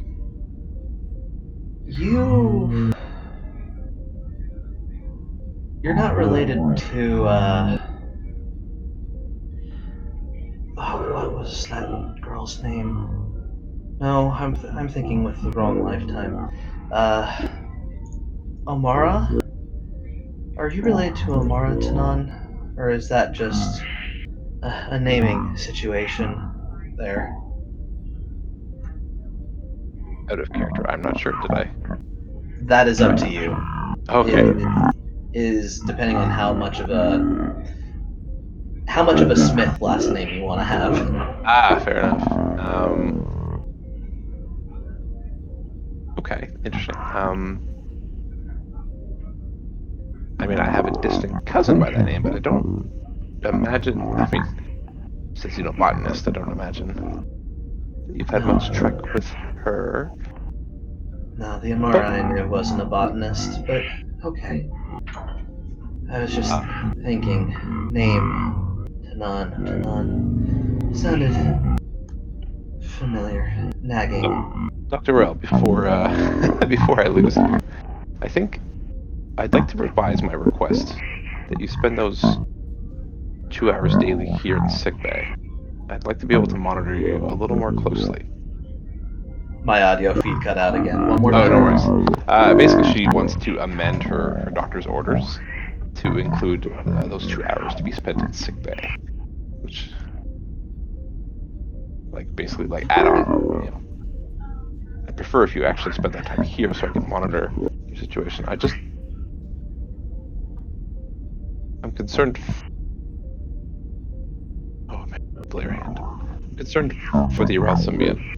To say straight out, we wouldn't want it to face any undue No, I get it. Orel is Orel, and Kimoni is Kimoni, and we're together, but not. And it's an important distinction. I. You promise you won't be boring? I will endeavor to not be boring. I'll even. Good, because I've met a lot of boring doctors. I don't like boring doctors. Perhaps you could let me know what some of your interests are, and I can look into those. Other than anomalistic engine drives. I'm a big fan of Bajoran teas, and not that we'd have access, but if you know any Romulan music, I kind of got fond of it. Romulan music. That's a new one. It's not exactly on my file because stuff got blacklisted, but I served under Romulans for almost 2 years when the Everest went down. I was only an ensign back then. Whoa. Yeah, like Lenara's face is a little like, whoa, to that. And she just kind of giggles to herself. Yeah. Our secret. All Of three course. of us. Yeah, of course, anything said here is between you and I, strictly confidential. At which point she closes her eyes and the sedative, which seems to be affecting her a little bit more than normal, Yeah, just kind of helps be a her mild wake sedative. up. But she's obviously running ragged. So. Yeah, she has definitely been pushing herself lately. I mean, her baby just got launched, and she's been working nonstop potentially for days at this point. Mm-hmm. Yeah, people in that position don't often rest. No. It's a lot of adrenaline. But that's why they have doctors, to keep them in line. Hopefully. Oh man, that's an awkward position I've just put myself in. by agreeing to keep that confidential. Wow, okay.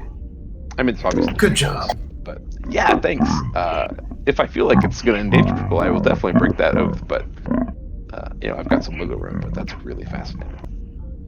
Notably, the captain does know that was on her file for the R&D stuff, but cool. Everyone else doesn't. No, it's well, then I won't go gabbing about it to everybody. Commander Viss and Captain Carr, it's roughly about that 8-hour mark after the probes start sending back data that you actually get a call in from the holodeck where Cruz has been running his simulations for the past few hours, and he actually he chirps in,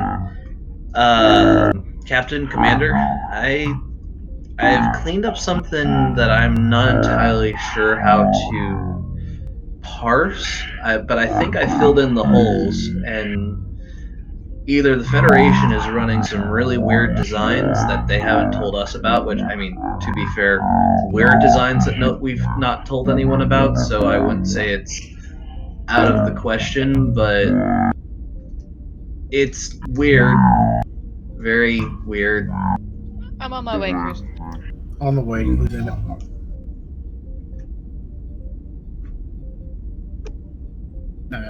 A quick jog later.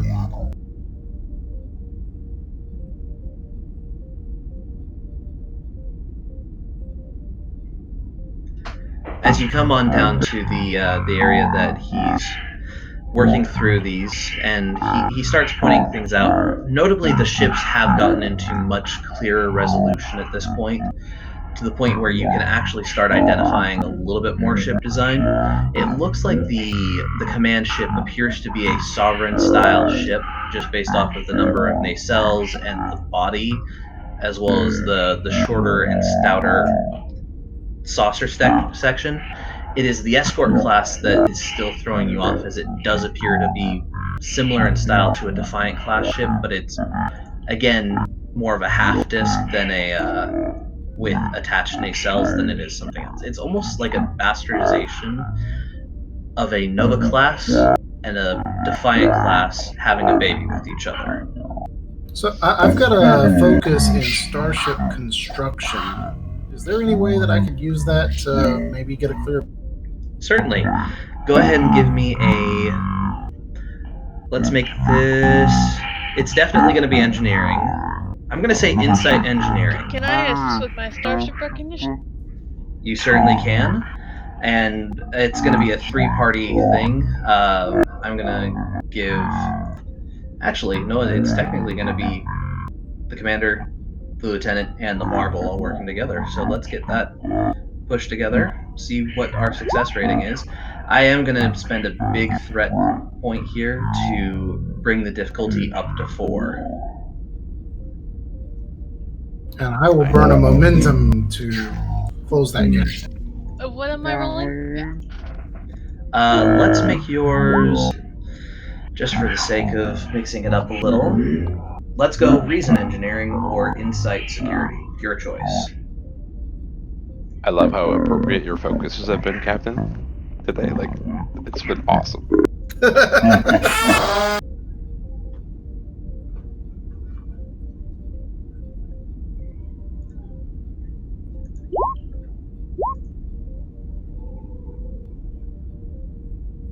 So overall, between the Marvel, the Captain, Chris, and Vis, we have 6 successes. So you beat it by 2, and I believe that means you'll still have 1 at least bonus momentum that you have to spend because you're already full with that. Okay. But before you spend that, the information, based off of what you're seeing, the Sovereign style is very much a Sovereign style. It's the lower deck that is throwing you off, as that cavity that was originally just looking like an error in space is actually open to space, and there appears to be prongs pointed inward towards the interior of this cavity, maintaining some sort of energy field, although what type of energy field isn't being recognized by the data. That is either from the Tholians or the reconstruction that the probes have been able to pull from the old sensor data. And as for the smaller ship, it is definitely designed like a Defiant in terms of pure punchiness. It is way able to hit above its class. You can see that there are multiple phaser banks, there are multiple payload tubes. You can imagine if it's fit with quantum torpedoes, it could very much punch well above its weight. But the design very much, again, it appears that that space that normally would be set for the engineering bay of a Defiant class has been opened up and pulled apart, sort of like a Nova's nacelles, to the point where, again, you can see that there's prongs that are facing inward, maintaining some kind of energy field. But again, what that energy is, the sensor data wasn't able to control.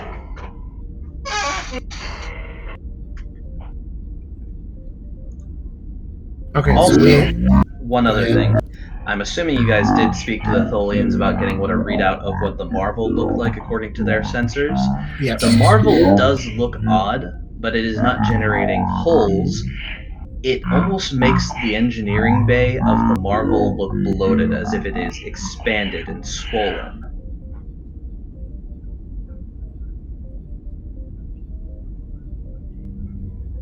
Do we? So we have 1 momentum for free question. I've got studious for another one. So Okay. we've got 2 free questions to work with. Do we have enough information to know what the Tholian sensors are working off of? Because based off of the description of how they see the Marvel, it makes me think they use maybe gravimetric sensors more than we do. Is Their sensors are very. Their entire species being silicate, they actually use a carbon-based sensor that.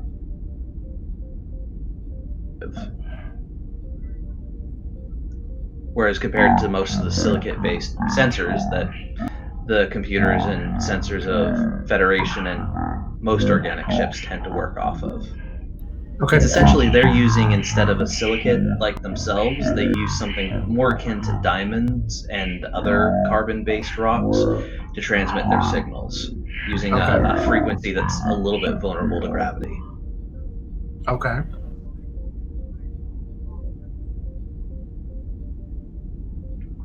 Commander, if you've got a good question, we've got another free one.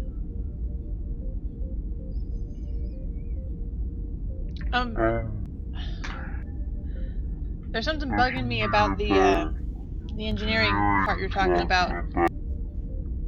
Can you describe it one more time? One more time, I had an audio cut out again. Yeah, I was having trouble hearing you.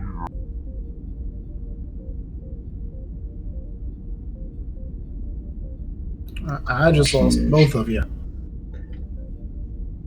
We are having a little bit of audio trouble, it seems. Let's try that again. I know what Vince was asking for is, could you just re-describe the prong-shaped things that were in the engineering section on the two ships that we were looking at? The redescription, okay. It is very much as if their engineering bay was hollowed out and opened up into space, and then there are these prongs projecting an energy field roughly about where the core of engineering would be, but you're not seeing what exactly that energy being contained is. And does it seem familiar at all? In any...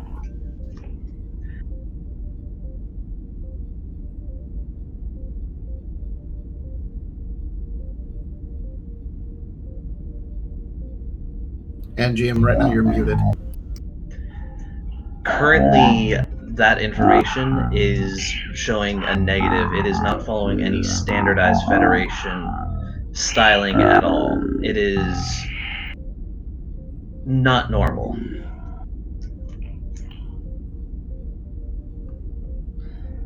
I do have something, but I think it's going to be another roll, so I can't think of any other questions, Captain. Okay. I'll turn to the commander. I think I'd like to bring the Tholian up here to take a look at this, to see what they make of this interpretation of their data. Just to... Is there any way we can show them in the room that they're already in? Most ships are unfortunately not fit with hollow emitters across the entire ship. The few that are usually have like an EMH program or an ECH program. The Marvel currently isn't, due to some concerns about synthetic life forms after data being sent back by Voyager, as well as the various adventures of Lieutenant Commander Data. Would we be able to essentially show this on a view screen, like show it on a view screen, as if it were a observer of the hologram? Certainly, that is definitely possible. That, Captain, can we do that instead? I'm okay with that.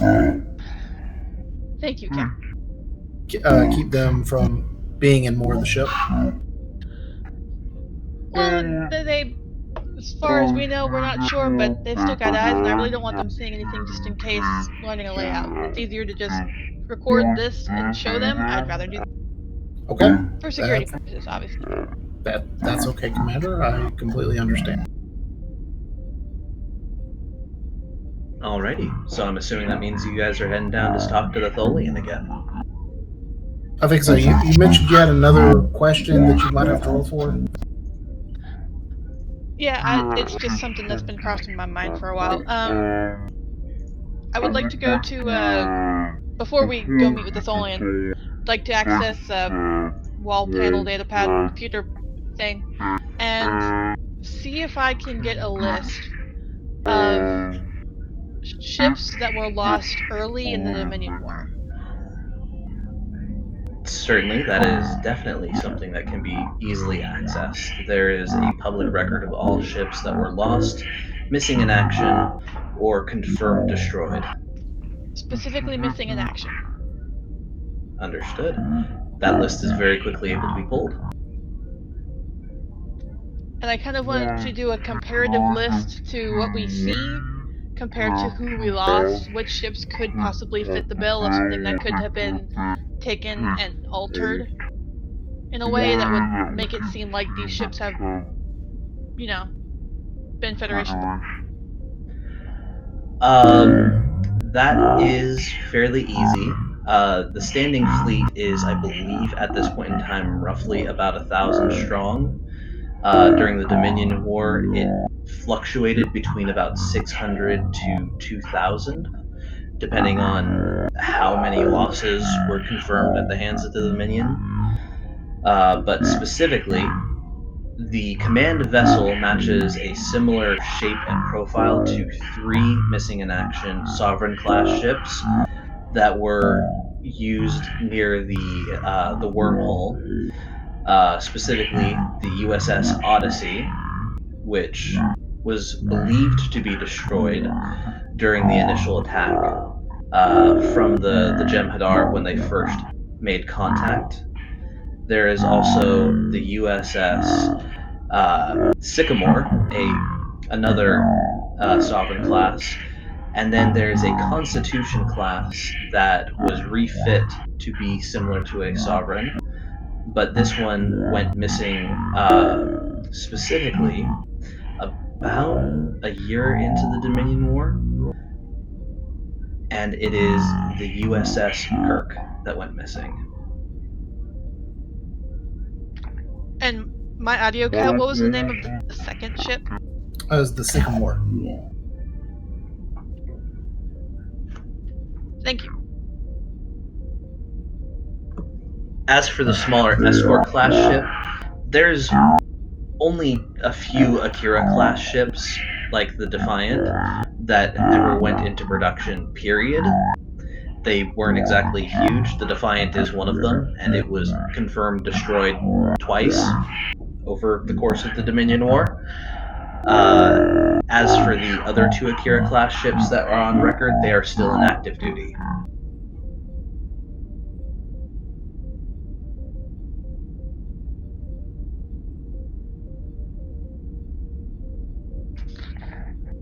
Okay, thank you. Alright. And as we head towards the meeting with Tholian, I will ask the lieutenant to make sure a copy of the data is sent to our specialist, just to get her to get Aurel's feel on these 2 ships, see if she can make heads or tails out of pronged energy containment devices. Understood. At which point you would probably get a chirp from the doctor, who is currently taking care of said drill. Yes. Oh, hi. But I don't say that. Hello, Doctor. Captain. So I understand you're looking after our specialist? Yes, Specialist Aurel is currently resting, for lack of a better word. Okay. Just so you're aware, we've sent some extra data to her regarding the potential Federation-like ships that were in Tholian space. Whenever she's back up and going, if you could ask her to take a look at it at her convenience. Absolutely, I will make sure to let her know the moment she wakes up. Thank you, Doctor. You're very welcome. At which point the 2 of you rejoin one, who... And before we go in, I would have filled in Commander Viss on what I heard from Admiral Nakamura about the possibility of making reparations to the Tholians, even though it may not necessarily be our fault, just so that she's aware of kind of what our position is. In that case, can we have a little moment, like after you tell me that, where I can say something? Sure. I understand the Admiral's concern, sir, but I would caution against offering something like that, since seemingly in the past, frankly, sir, the Tholians will talk to you and then still kill you. I would recommend maybe, if they bring up reparations that are acceptable, allowing it and then following with apologies, but I wouldn't lead with reparations Oh, from past experience. absolutely. I just, if that came up, I didn't want you to be caught off guard when we aren't necessarily admitting fault, but there is something weird going on here. There is quite a mystery, sir, but I'd like to have all the facts before we just completely say, oh, it wasn't us, or our bad. Absolutely. Very good, Captain.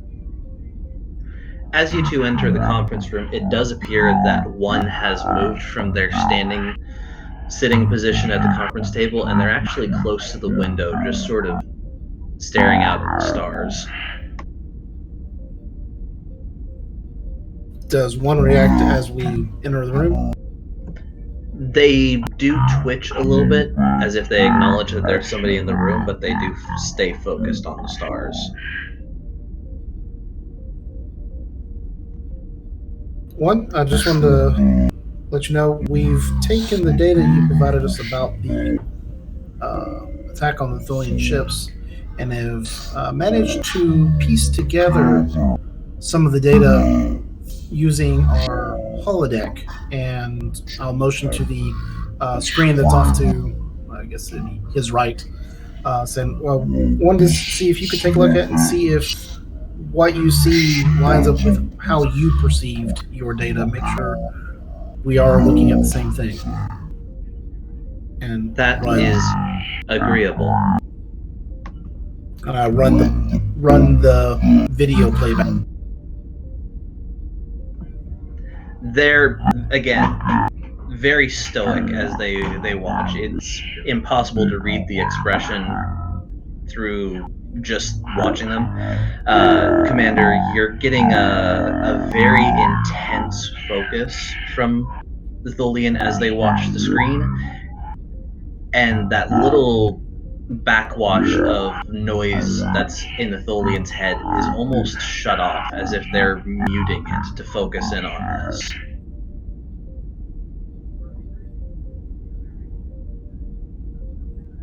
Your representation, while crude and missing data, is accurate. Such means you have come to the conclusion that Federation ships have destroyed Tholian vessels? It is someone with Federation technology. Starfleet Command says there has been no record of any sort of invasion or entering into Tholian space in the last 2 of our Earth years. We do not know who this is. The ship designs are not strictly Federation. There are parts of it that we don't recognize. However, we are very interested in tracking them down, finding out who they are, and bringing them in to face justice both with Starfleet and with the Tholian Assembly. Such is potentially agreeable. We've attempted to trace their warp signatures, and it appears that the 2 ships left in a direction heading towards the Badlands along the Cardassian Federation border. Has there been any other sightings or anomalous readings that the Tholians have seen that might corroborate this?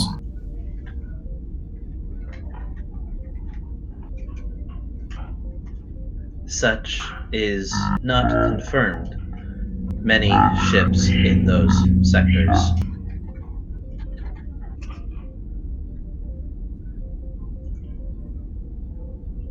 I would again like to request that the USS Marvel be allowed to proceed to the coordinates of the site with Tholian escort to perform a more in-depth scan of the area, and assuming we are still able to trace the trail, to proceed following their route. This would put us in Tholian space. We would welcome any escort so that you can be assured of what is going on, and use that to trace them until they have either left Tholian space, at which point we would continue tracking them, or find out where they have gone.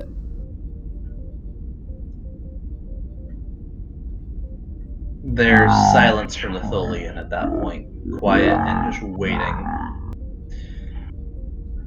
Such is unconfirmed. I cannot authorize this. I have sent information to home. They have not confirmed. I cannot confirm. Diplomatic option.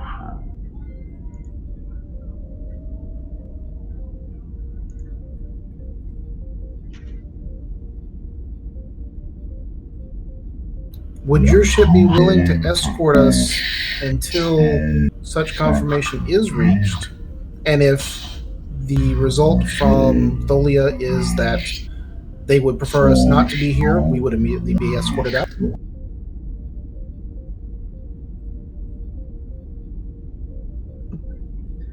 Such is possible. You said they were heading towards Cardassia? That appeared to be their trajectory, yes. It is my understanding that Cardassia is becoming part of your Federation after the destruction caused by the Dominion. Out of character, is Cardassia part of the Federation, or is it they're joining soon?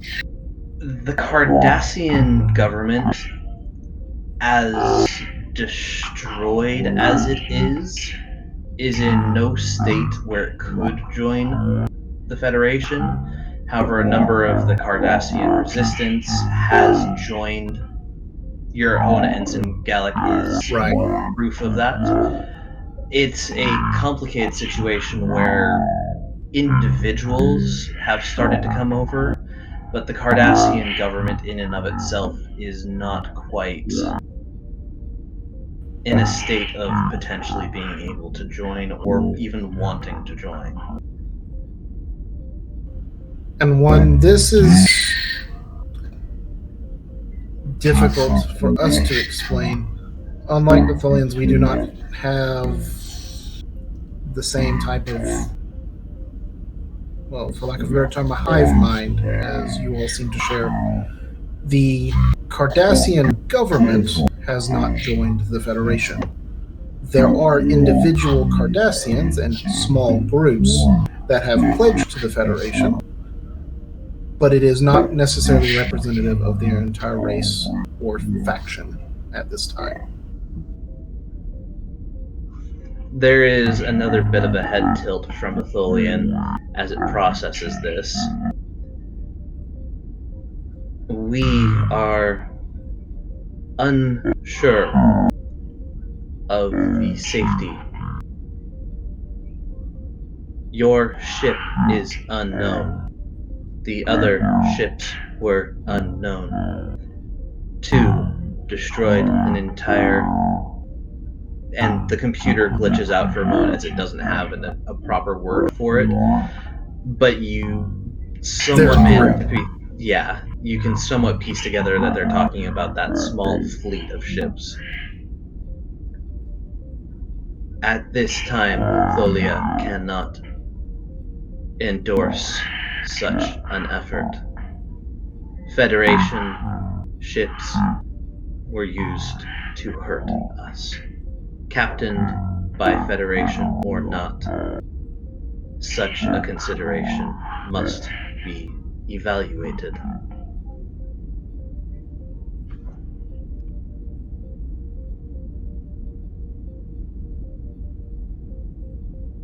I'll take a seat at one of the chairs and kind of look out into space in the direction that Tholian had been looking earlier. The Federation does not want war with the Tholian Assembly. I would like to think the Tholian Assembly does not want war with the Federation. What can we do to show our willingness to cooperate to allow us the best chance of finding whoever it is that did do this?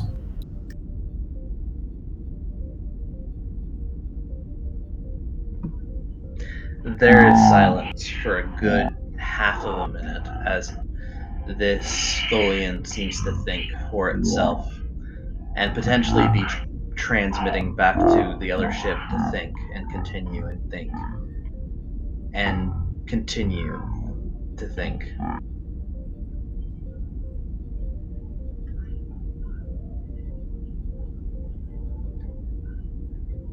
A show of good faith is always a potentially good asset in such negotiations. But I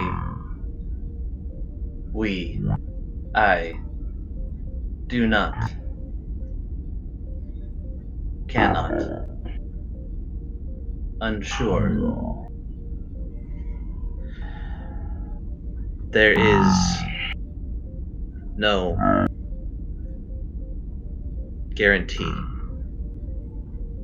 And you can see that the Tholian is both struggling to come up with the right words to convey the ideas that are coming through, but also they seem to be at conflict between the orders that they have as well as the information that you're presenting currently.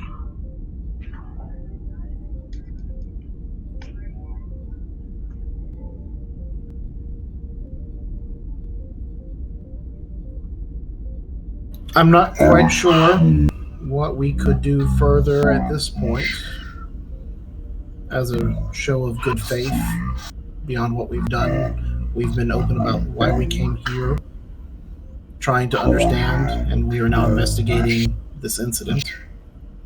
We are willing to work with the Tholians in any way possible to identify it. If we can't get access to Tholian space, I think our plan will be to travel to the Cardassian Tholian border through Federation space and hope to pick up the trail there, but I am not very confident we would be able to pick that up. Space is rather large. Having that starting point would make it a lot easier.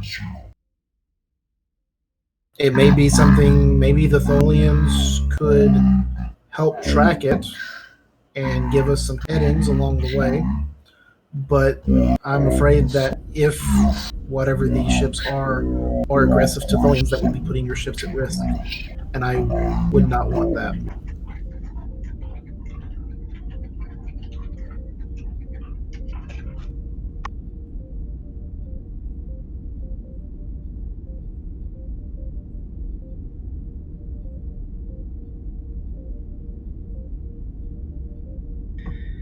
Again, the Tholian seems to sit and consider it very heavily. And Vis, just so you can get some insight on this, there is definite conflict as that backwash of voices that seem to be communicating to this Tholian are almost... It goes from being a low-grade static that is just sort of present to very active, almost to the point where you feel like the individual Tholian is on par, if not being drowned out a little by that static. Viz very just gently, lifts her hand up and rubs the side of her forehead, but doesn't break her gaze at the Tholian and doesn't move from her position behind the captain. She just kind of rubs her head a little bit and then puts her hand back down.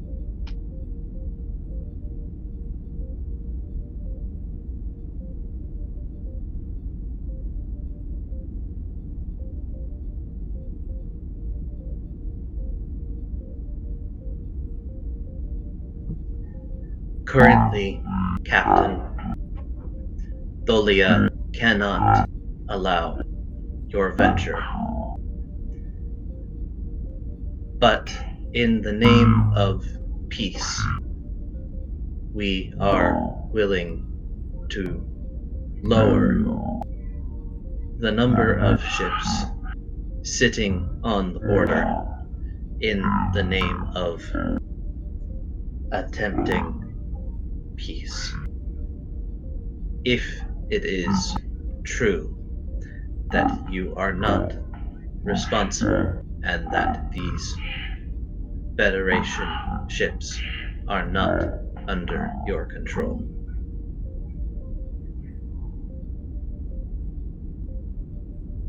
I understand. I will communicate with our fleet and have them stand down as well. I would like to request that our ship, our hailing frequency, be given to Tholia, so that if something were to occur, that you would be able to reach us. Because while you may not feel able to call the Federation for help, if you are willing to call us specifically for help, we will respond. And if you do happen to see sign of these ships and their direction of heading, I would hope that you would be willing to pass that along as we attempt to go and try and find them. Tholia is willing to allow this, Captain.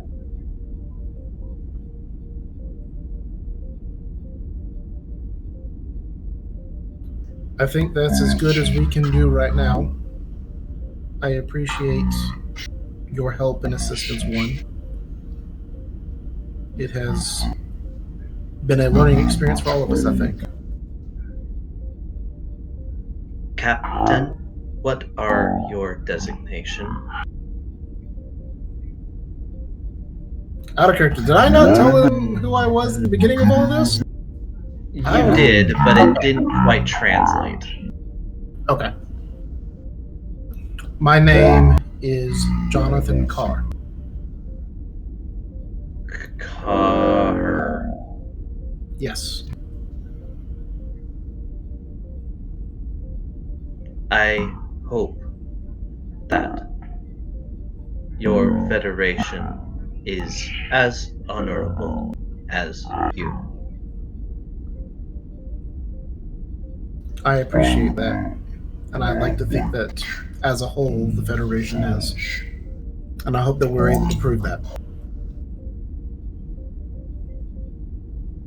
If I may, I would like to return to my ship. Absolutely. Right this way. And I will walk, I and the commander, I guess, as well, will walk to the transport. Oh, yeah, this is going with you. I don't want to speak for you, but I assumed. That was a fair assumption. Most of the time, yeah. Don't assume, but that was a fair assumption.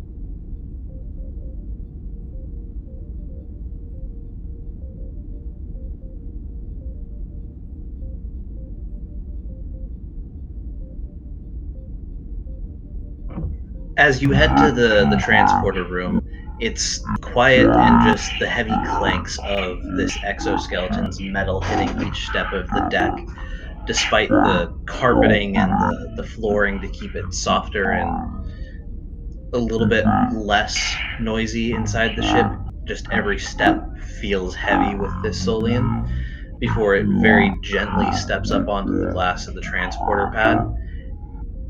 And instead of the transporter from the Federation blue, there is a ghastly orange and red light that sort of scatters around the Tholian as the Tholian ship engages its own transporter technology to pull back one. Thank you, One.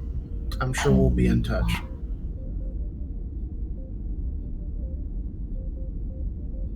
Goodbye, car.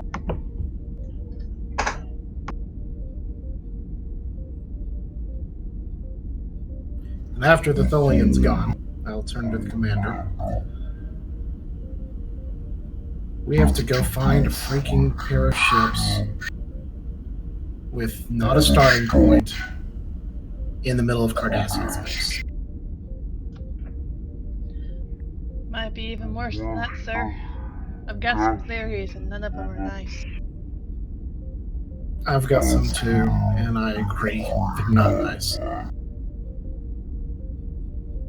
We may have to sit down and compare theories over dinner. Alrighty, we have time for 2 scenes. However, you guys want to mix them up, but I'll let you guys tell me where we want to go with those.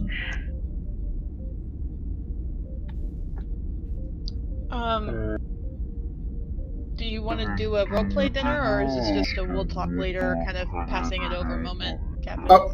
We can roleplay it. I was gonna give the doctor a chance to grab a scene if he wanted one, since he's been on the sidelines. Sorry, she. Sorry, Doc. Sorry, I was muted there. My apologies. I'm actually really happy to listen right now because I'm kind of tired, but I really want to hear what's going on. So I'm okay to do that. I also know I'd like another one with the engineer, but again, that's up to the group. I'm fine with both of those, so whatever order you want to tackle. Do you want to go talk with the engineer before you start talking about your theory? Yeah, I'd like to talk to him first with the information I've got and kind of work it out with him, and then come and have dinner with you, and so we can have I can have a full set of intel in my head. Okay, that makes sense. Alrighty. You request the computer to locate Lieutenant Cruz, who is currently not in engineering or the holodeck. He is currently in another crew member's quarters. A female crew member's quarters. Which crew member? Registry marks it as Ensign Jane Tanis, a scientist under Ensign Dyro.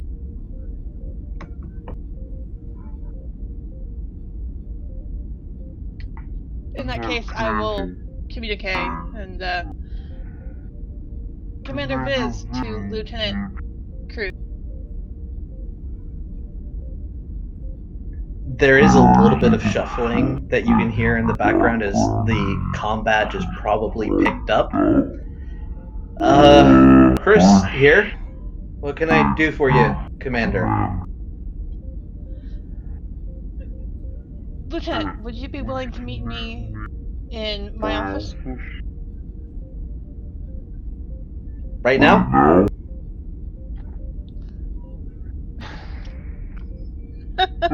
Sorry. Very sorry to say what the player wants to say. That's awesome. I'm sorry, the player really wants to say as soon as you get your pants on, but I don't think that's what the character would say, so give me a second. As soon as you are decently able to, Lieutenant. Yes, sir. And I will go to my office and wait. And yes, I will track the time it takes for him to get from where he is to where he. Either Lieutenant Crust has some practice in the speedy recovery of one's clothes, or they were being somewhat chased, as it only takes a matter of 15 minutes for them to get there.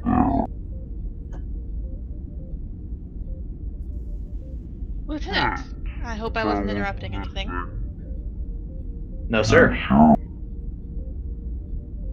What is he feeling emotionally right now? Hint of tension, minor embarrassment. Basically trying to put on the straightest face that he can, which he normally never puts on a straight face. Can you sense the color blue?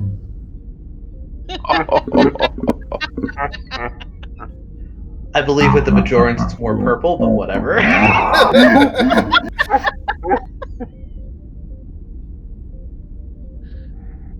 There was something you had said earlier that leads to my knowledge that you might actually be able to help me. There's something weird about these ships, like you were saying. And I was thinking about what you mentioned about it being the battle when they were fighting was early into the Dominion War. That they fought more like Cardassians. I have a general list of ships that have gone MIA at the beginning of the war. Can you, I don't know, try to help me determine which ones would be the most likely choices, that if these are Federation tech ships that have been bastardized, for lack of a better term, which one it might be?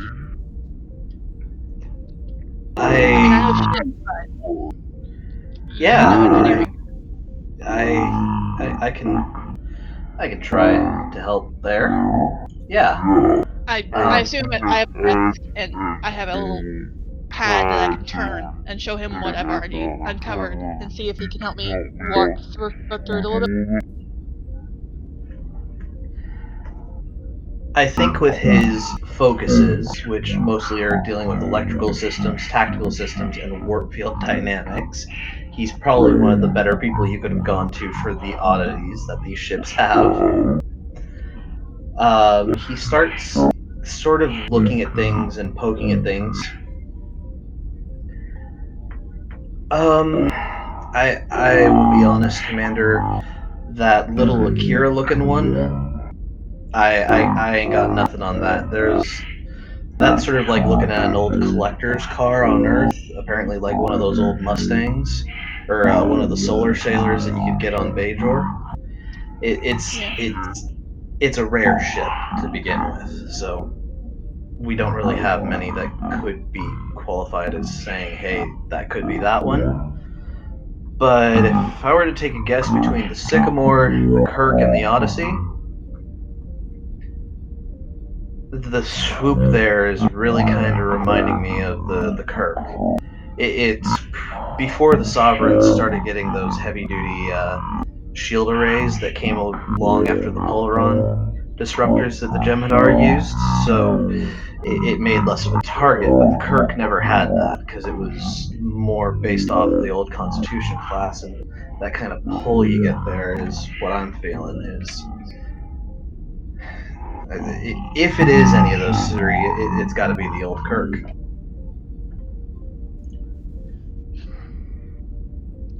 Any theories about what they could have done to it? Or who might have done whatever they did to it? The who is going to be as good a guess as any of yours, Commander. I mean, between all the various jackasses that exist out there in the universe, it could be any of them. But if we're talking from an engineering standpoint, that right there, and he points at that hollowed out engineering section that the data's sort of pointing at, you don't need a containment field like that for very many things.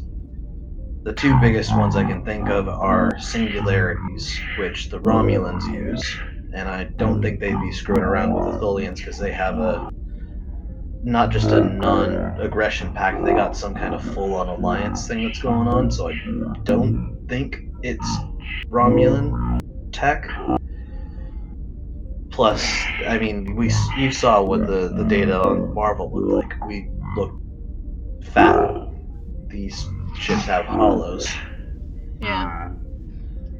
If anything, I'd say that those are fusion generators, mini suns, mycelium generators.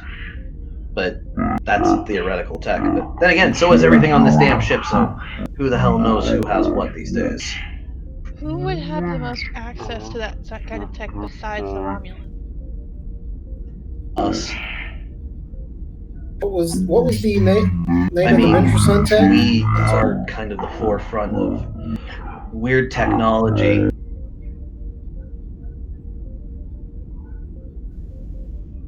I'm sorry, Captain. What did you say? I was asking, trying to take notes here. What was the name of the technology that was the miniature sun stuff that he was talking about? Mycelium generators. Mycelium. Okay.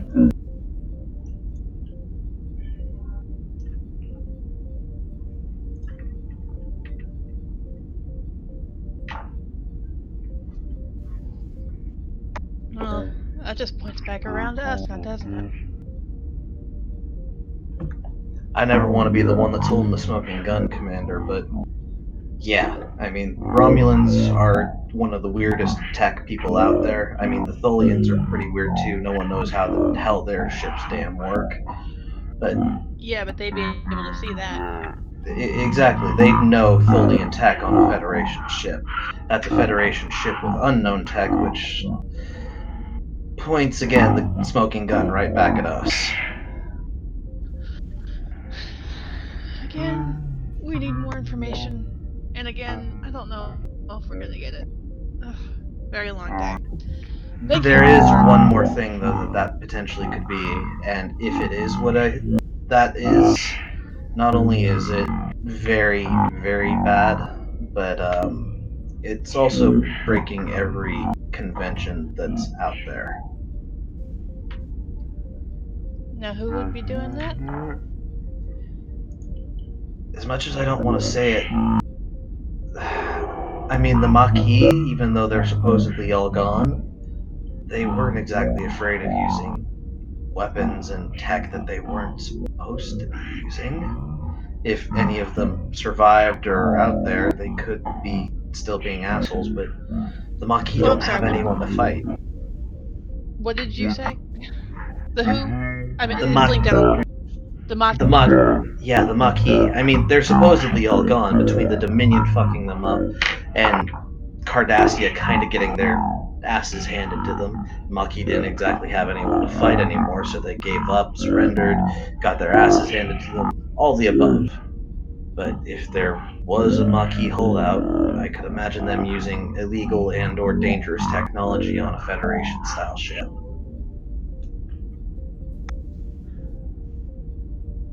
Okay. Ugh, that's just this.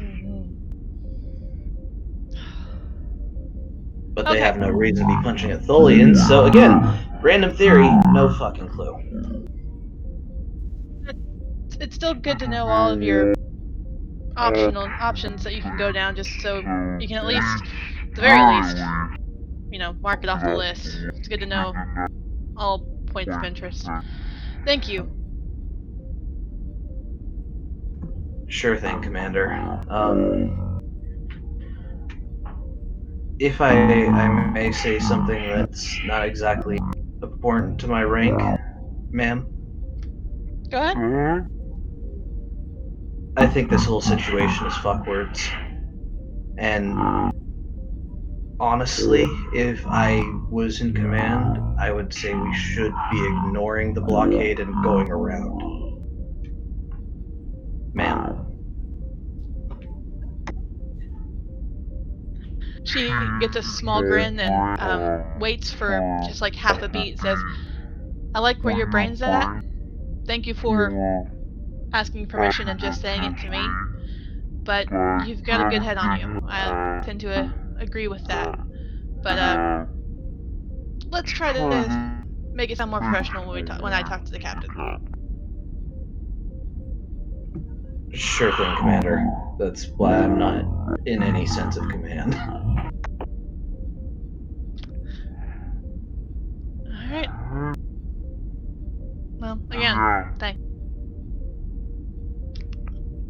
And as he starts walking out, just like right before he hits the door, I'm gonna say, "Oh, by the way, Lieutenant, since you made such a big deal about your rank, you might want to get your pips in order. You're missing one." And I just give him a grin. Toss it into The Jeffrey's grin that just says, I just give him a grin that says, "Keep it chill," but like she's just like, she gives him a smile like she knows, but she's not condoning it because she can't, but she's not gonna cause a fuss as long as it doesn't become an issue. Like she can kind of convey that with a. Yes, ma'am. I must have dropped it in Jeffrey's too. I'll immediately get to finding it. Oh, I love that you're a terrible liar, but you have a good day, sir. Yes, ma'am.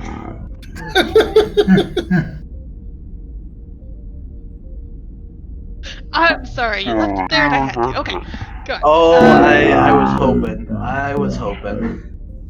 Yeah, speaking of pips, I had to throw that out there. And then dinner with the captain. Sounds good.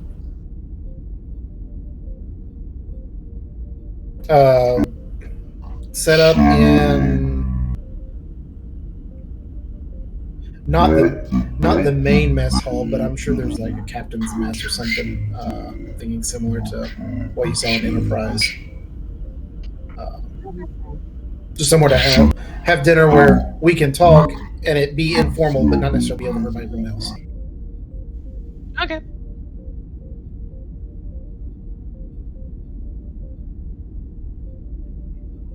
Alrighty, go ahead.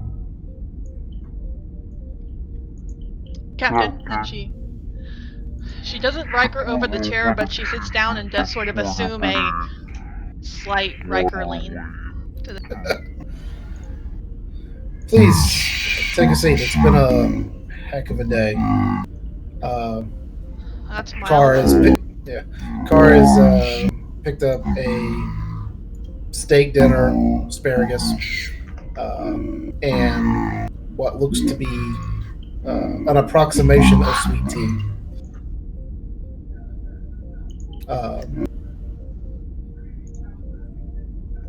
You said you had some theories about what this is. Yes, I do. And as she's saying that, before she sits down, she walks over to the replicator and says, "Tomato soup, hot," and just brings that over to the table. I feel like I'm overeating now. No, I need comfort food. The steak does sound good, but I need some comfort food right now. So,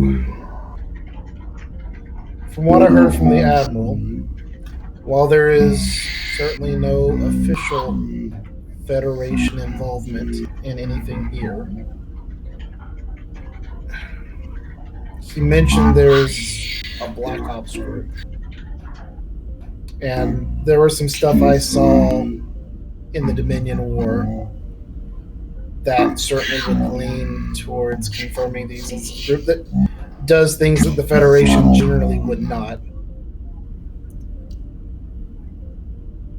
I don't know if that's them, but that's a very disturbing thought that not only is it the Federation, it's the Federation and the Federation doesn't know. She looks down at her bowl real quick and looks back up and says, "Yeah, there's a lot of things that weren't Federation during the war, sir.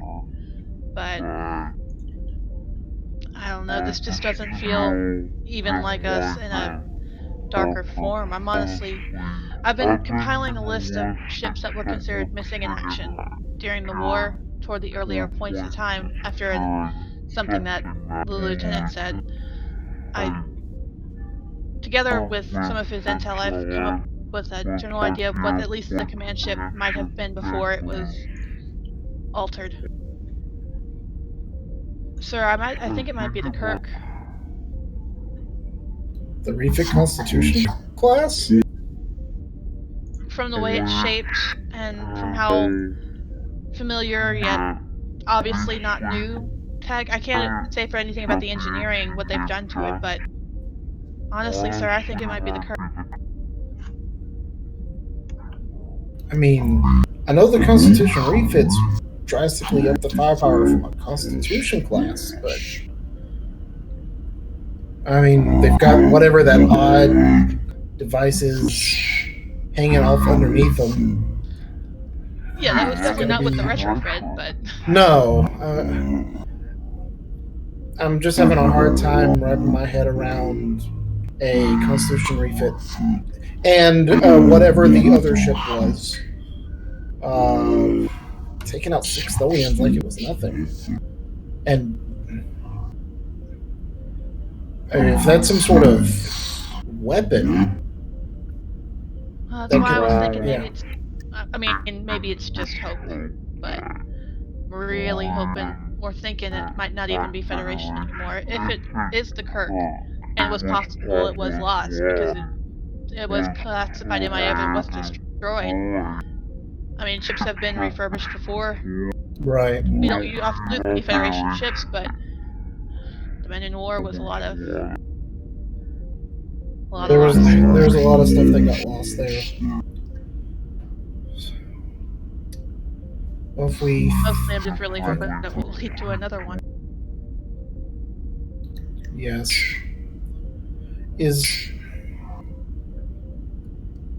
I know the odds of us being able to get around to the Cardassian border of the Tholian space and pick up any sort of signature from either of these ships, unless they have some sort of massive power output that hasn't shown up yet.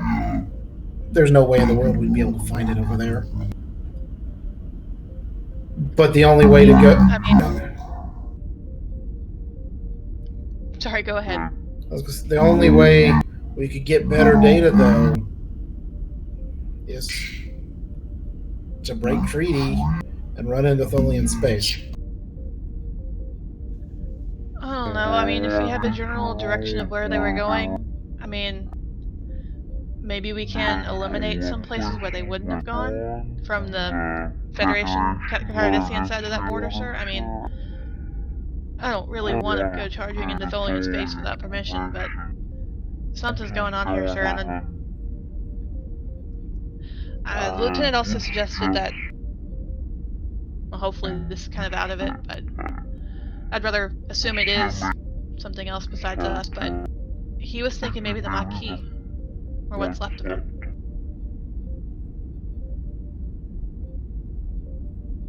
Carr puts down the fork and knife and just kind of leans back in the chair. The Maquis. They would I mean, it's not certainly have. an option, but They would certainly have the technical know-how to repurpose a Federation ship, seeing as how half their members are Federation to begin with. and since the tech is unknown, the way it has been altered, the lieutenant was thinking maybe it's Mycian? Is that how you say it? Mycian? Alright, so out of character. I know I have not watched Discovery. I know the Mycian had something to do with the Discovery. I also know that Discovery was blacklisted. No one ever talked about it ever. Does that include all of the technology of its little jump drive thing? Is that completely unknown to normal Star? Correct. All of that stuff is blacklisted beyond blacklist. Right, okay.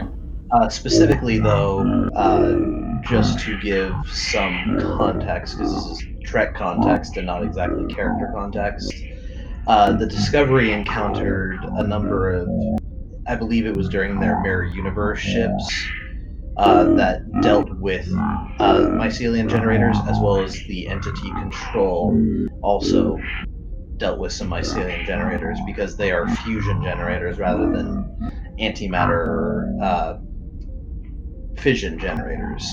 Right. But as far as Starfleet characters at this point are concerned, mycelium technology is a almost unknown. It is very unknown entirely. Biggest It's question, one of those what things did that chief engineer know about it? it's a theoretical thing that is being discussed, because fusion technology is something that could bring about another age of things, because replicators work on taking things apart and putting them together on a small scale. But being able to reconstitute suns, being able to terraform things, it's stuff like the Genesis project, stuff like terraforming projects to reignite suns. All of that is theoretically based off of the same functions that work with mycelium engines. It's just It's all theoretical. exactly. So it is something that is scientifically out there, but putting it together is something that most people don't do. And would that be? Well, I've got it's 3 in engineering and science. Okay. So, I mean, mycelium knowledge. I mean, that's super theoretical stuff. If the Maquis, by some miracle, managed to crack that code, I don't think they could not shout it from the nearest mountaintop, just rub it on our feet. True, but GM, can I ask a question real quick? Go ahead. If I wanted to confirm sort of off spec from what the Admiral told the Captain, could I don't know, spend some momentum to say I have a old friend who works in intelligence to just try to check in and say, hey, does the Admiral actually know everything? And just try to, like, not so much find out new information, but just, like, confirm what we've been. I can allow that, yeah. Is it okay with everyone if I spend some momentum for that? Yeah. Absolutely. Okay. I mean, not saying I don't trust the Admiral. I do. But I have an old friend from, well, you know, who might be able to at least confirm some of what we've been told. It'll take me a bit to get in contact with them, but if I can try to contact them and just at least find out for sure if the Admiral's actually being told everything with their Yeah. Try to keep it quiet, I guess. No, oh yeah, it's just not two that I old don't. war buddies talking is what it's gonna sound like. Right. But I just wanted to double check with you first. I want to know everything we know before we know it.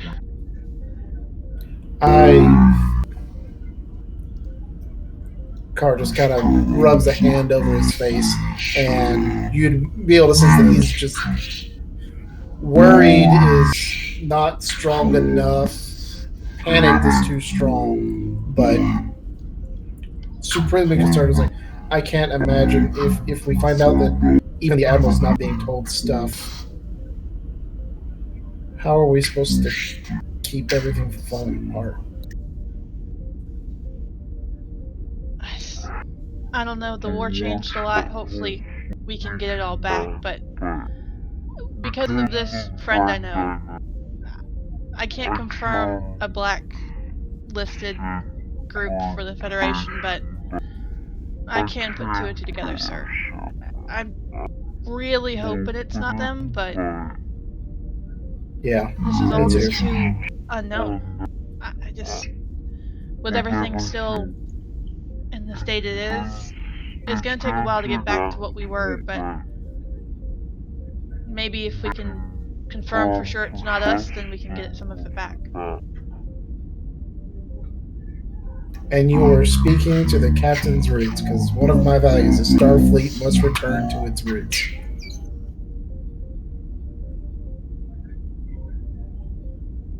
I'm going to send one more message to the Tholians. We have our 2 probes still in their area. Maybe we can have Darrow and Curse to... I don't know if they could... And the doctor as well. Maybe they could all get together, jury-rig the signals from the probes to turn them into more of tracking devices. Maybe they could track for us while we're traveling the long way around.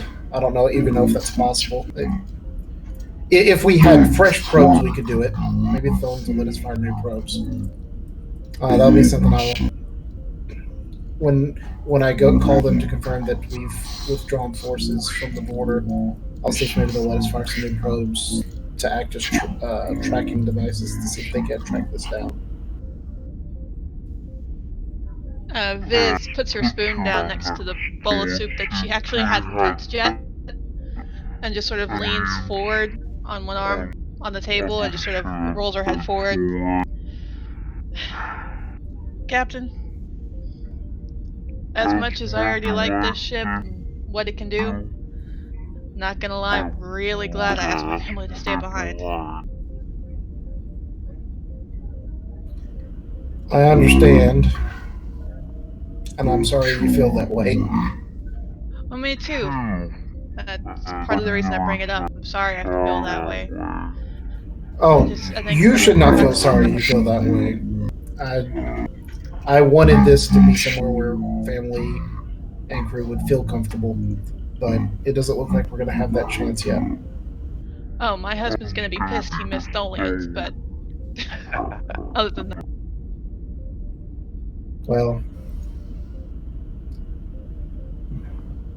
we'll do what we can to make this as quick as possible, and maybe we can get back to something normal, and then they can come visit. Oh, yeah. He's gonna love it here.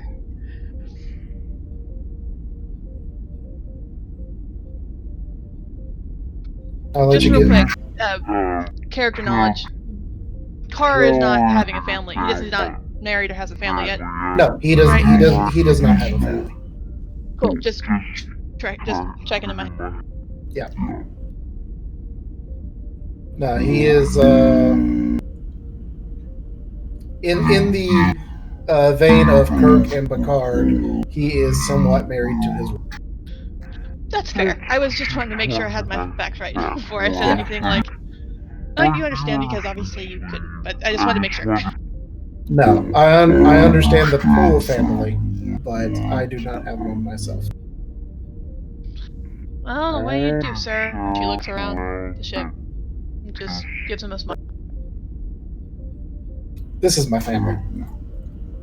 So, let's make sure we keep it together. You better get to your soup before it gets too cold. Yeah. Steak looks good though. And she starts eating. Yeah. And that's good for me. Alrighty. That ends our episode tonight of the adventures of the USS Marvel. From all of us here, we wish you a good night. Hailing frequencies are closed.